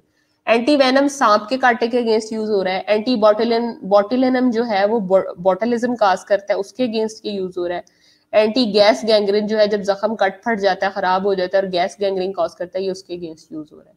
तो हाइपर इम्यून सीरा में 2 तरह के सीराज आ जाते हैं, ATS जिसको बोलते हैं एंटी टेटनस सीरम, ठीक है, और दूसरा है आपका TIG, टेटनस इम्यून ग्लोबुलिन्स। ये 2 तरह के सीराज हैं जो कि यूज होते हैं anti gas gangrene, anti botulism Sira and anti venom सीरा। ये आपने एज इट इज याद करना है। आगे combined immunization, combined immunization and the passive immunity, immediate protection passive है ये। ठीक है। पहले भी मैंने बताया है TIG is one arm and tetanus toxide, TT, TIG is one arm and tetanus toxide on another arm। ठीक है। Botulism is a disease, botulism बेटा खास किस्म की डिजीज होती है जो कि जूनोटिक सोर्स से आती है, एनिमल्स के सोर्स से आती है, एनिमल इसके अंदर इन्वॉल्व होता है। TIG provide necessary protection till active immunity is able to take place. ठीक है। Anti botulism, botulism is a disease which is acquired from animal source, जो एनिमल सोर्स होती है, स्पेशली इक्वाइन फैमिली, 4 खुर वाले जो एनिमल्स है ना जिसमें हॉर्सेस आ जाते हैं, उनसे होती है, उनके इन्फेक्शन से होती है एंटी बॉटुलिनम। ठीक है। TIG provide necessary protection till active immunity is able to take place. Local immunity क्या है? कॉन्सेप्ट गिवन बाय बसर्ड का, ये आपने एज इट इज नाम याद रखना है कि लोकल इम्यूनिटी किसने दी थी। It refers to the protection given to the potential site of entry of the pathogen, prevents the entry of the pathogen. ये एक लोकल इम्यूनिटी है। इम्यूनोग्लोबुलिन्स खास तौर पे हम नाम लेते हैं, IgA इज इन्वॉल्व्ड, ठीक है, produced by plasma cells present on the mucosal surfaces. जितनी भी आपकी म्यूकोजल सर्फेसिस हैं, आपके म्यूकस मेम्ब्रेन कहाँ कहाँ पे है, वहां वहां आपकी IgA होगी। Live vaccine for poliomyelitis augments the resistance at the level of the gut mucosa, site of the entry poliovirus। Live vaccine, live killed दोनों यूज होती हैं पोलियोमिलाइटिस में। ठीक है। तो arguments the resistance at the level of the gut mucosa, वो ये कहता है कि लाइव अगर हम देंगे तो इस पे आर्गुमेंट्स होते हैं कि क्या लाइव आपको नुकसान नहीं पहुंचाएगी, तो व्हाई नॉट किल्ड। ये तो आपके गट के म्यूकोसा को भी जाकर खराब करेगी, वहां पे भी अपॉर्चुनिस्टिक हो जाएगी, वहां उस साइट को भी खराब कर सकती है। ठीक है। तो ये इसमें डिस्कस किया जा रहा है। हर्ड इम्यूनिटी, आजकल जो कोरोना से आपको इम्यूनिटी मिल रही है कि आपको इन्फेक्शन अगर हो भी जाता है तो आप सब क्लिनिकल कंडीशन में रहते हैं क्योंकि आपकी इम्यूनिटी अच्छी होती है, आप खाते पीते ठीक हो, इन्फेक्शन सामने नहीं आता, ऑल ऑफ सडन टेस्ट करवाने में पता चलता है कि वो पॉजिटिव है।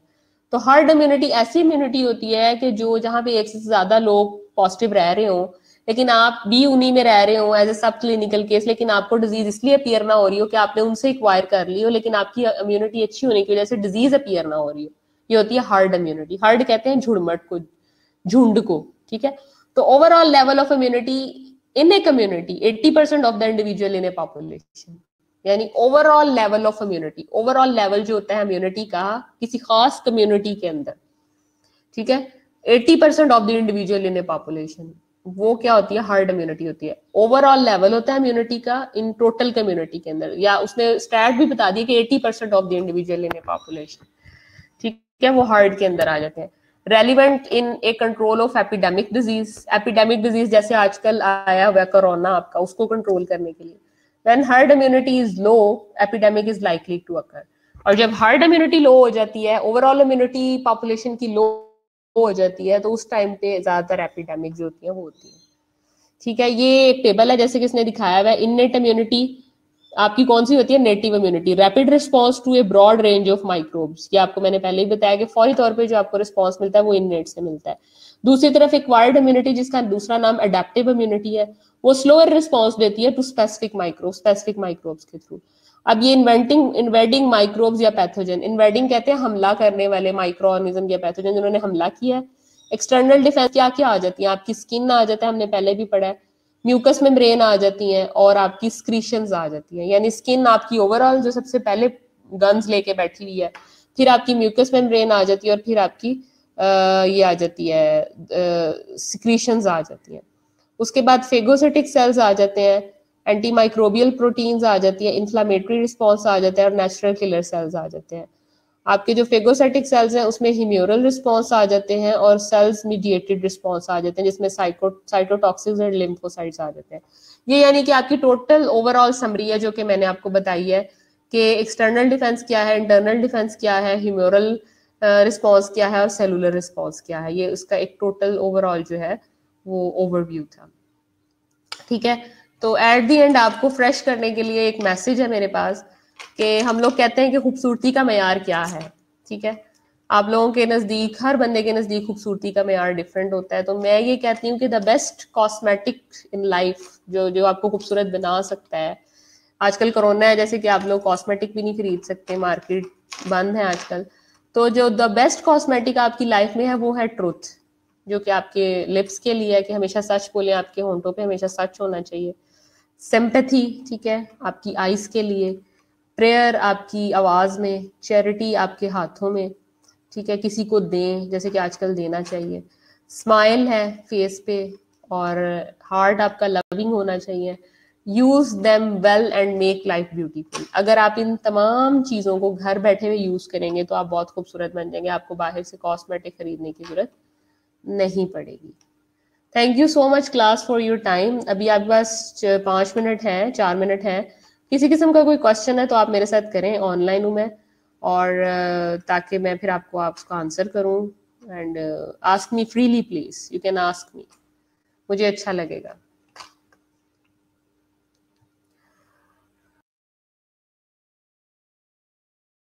और मुझे फीडबैक भी दें कि आप लोगों को लेक्चर आज का कैसा लगा, कितनी समझ आई, और ये सारी चीजें मुझे बताएं ताकि मुझे पता चले कि आप लोग कितने एक्टिवली इन्वॉल्व थे इस पे। आप लोगों ने मुझे असाइनमेंट है जो कि आप लोगों ने मुझे मूडल पे जमा करानी है, उस पे पेस्ट करनी है, मैं लिख देती हूँ वो असाइनमेंट, नेक्स्ट आपने मुझे माइक्रो के लेक्चर में देनी है, जो प्रीवियस प्रीवियस जो असाइनमेंट है उसके साथ ये आपको मिल जाएगा।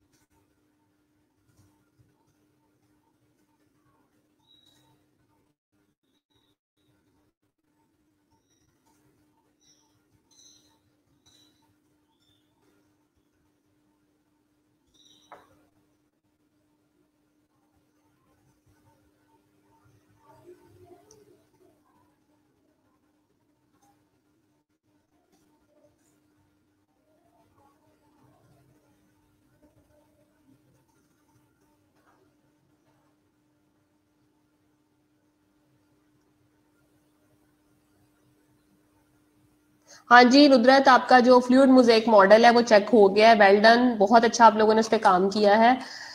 कुछ स्टूडेंट्स हैं जिनका मुझे थोड़ा सा है कि उन लोगों ने उतनी मेहनत नहीं की, ठीक है। कुछ मैं आप लोगों को फीडबैक उसका भेजूंगी, लेकिन आप मुझे ये भेजें जो मैंने आज की असाइनमेंट दी, ये मैं नेक्स्ट माइक्रो की क्लास में जो वो लूंगी, ठीक है। वो हाँ जी, वो मैं चेक कर रही हूँ, आहिस्ता आहिस्ता वो हो जाएंगी, उसकी आप टेंशन ना लें, आप इस पे काम करें। और आपके मूडल के ऊपर जो है वो ऑलरेडी जो है वो लेक्चर ऑनलाइन पेस्ट है, आप उसको वहां से पढ़ सकते हैं। Last slide is no nice thinking. आप मुझे बाकी भी लेक्चर बताइए, बाकी भी आप लोगों को कितनी समझ आई है, कितना आप लोगों के जो है वो इम्यूनिटी के बारे में पता चला है। वैसे तो इंशाल्लाह रिवीजन में भी हम इसको डिस्कस करेंगे, और भी किसी को कोई इशू है तो वो हम साथ साथ इस टॉपिक को लेके चलेंगे। लेकिन अभी के लिए मुझे बताएं कि अभी के लिए आपको कुछ कुछ कॉन्सेप्ट बना है, आपका कुछ बिल्डिंग बनी है, कुछ खड़ी हुई है। No doubt things are like you can say difficult, but ये है कि with the passage of time समझ आना शुरू हो जाएंगी। जैसे अभी आपको डब्ल्यूबीसीएस का इतना आइडिया नहीं है, अभी आपको मतलब कह लें कि इम्यूनिटी की टाइप्स का इतना आइडिया नहीं था, इम्यूनिटी के बारे में इतना डिटेल में नहीं पता था, ठीक है। तो चीजें आहिस्ता आहिस्ता हो जाएंगी। Micro is entirely a new subject, bacteria के नाम भी बड़े अजीब से लगते होंगे, ठीक है। आप जमा करवा दें, बस टाइम छोड़ दें, आप जमा करवाएं फौरन से, ठीक है। बैक्टीरिया आपको थोड़े से मुश्किल लगते होंगे, बॉटुलिनम है, बार बार आंसर पूछ रहा था बॉटुलिनम क्या होता है, ठीक है। तो बॉटुलिनम इज अ बैक्टीरिया, मैंने पहले भी बताया कि जो जूनोटिक सोर्स से आपको हासिल होता है। जूनोटिक कहते हैं एनिमल सोर्स, जूनोसिस, जू से याद रखें, जू कहते हैं चिड़ियाघर को। तो जूनोटिक सोर्स से जो आपको स्पेशली इन्फेक्शन होता है किसी भी, वो बॉटुलिनम की कैटेगरी के अंदर आ जाता है। तो चीजें आहिस्ता आहिस्ता आपके लिए आसान होंगी जब आप उसको पढ़ना शुरू कर देंगे, जब आपको चीजें मतलब आप माइक्रोबायोलॉजी के जार्गन्स को यूज करना शुरू कर देंगे। माइक्रोबायोलॉजिकल जार्गन्स यूज करना जो है वो आहिस्ता आहिस्ता आ जाएंगे। जैसे इंग्लिश है, इंग्लिश की वो कैब आप पढ़ना शुरू करते हैं आपको समझ आ जाती है। जस्ट लाइक माइक्रोबायोलॉजिकल में भी जब तक बैक्टीरिया को आप बार बार नहीं पढ़ेंगे, उनका नाम नहीं पढ़ेंगे, उनकी फैमिली को नहीं पढ़ेंगे, बैक्टीरिया आपके मुंह पे नहीं आएगा।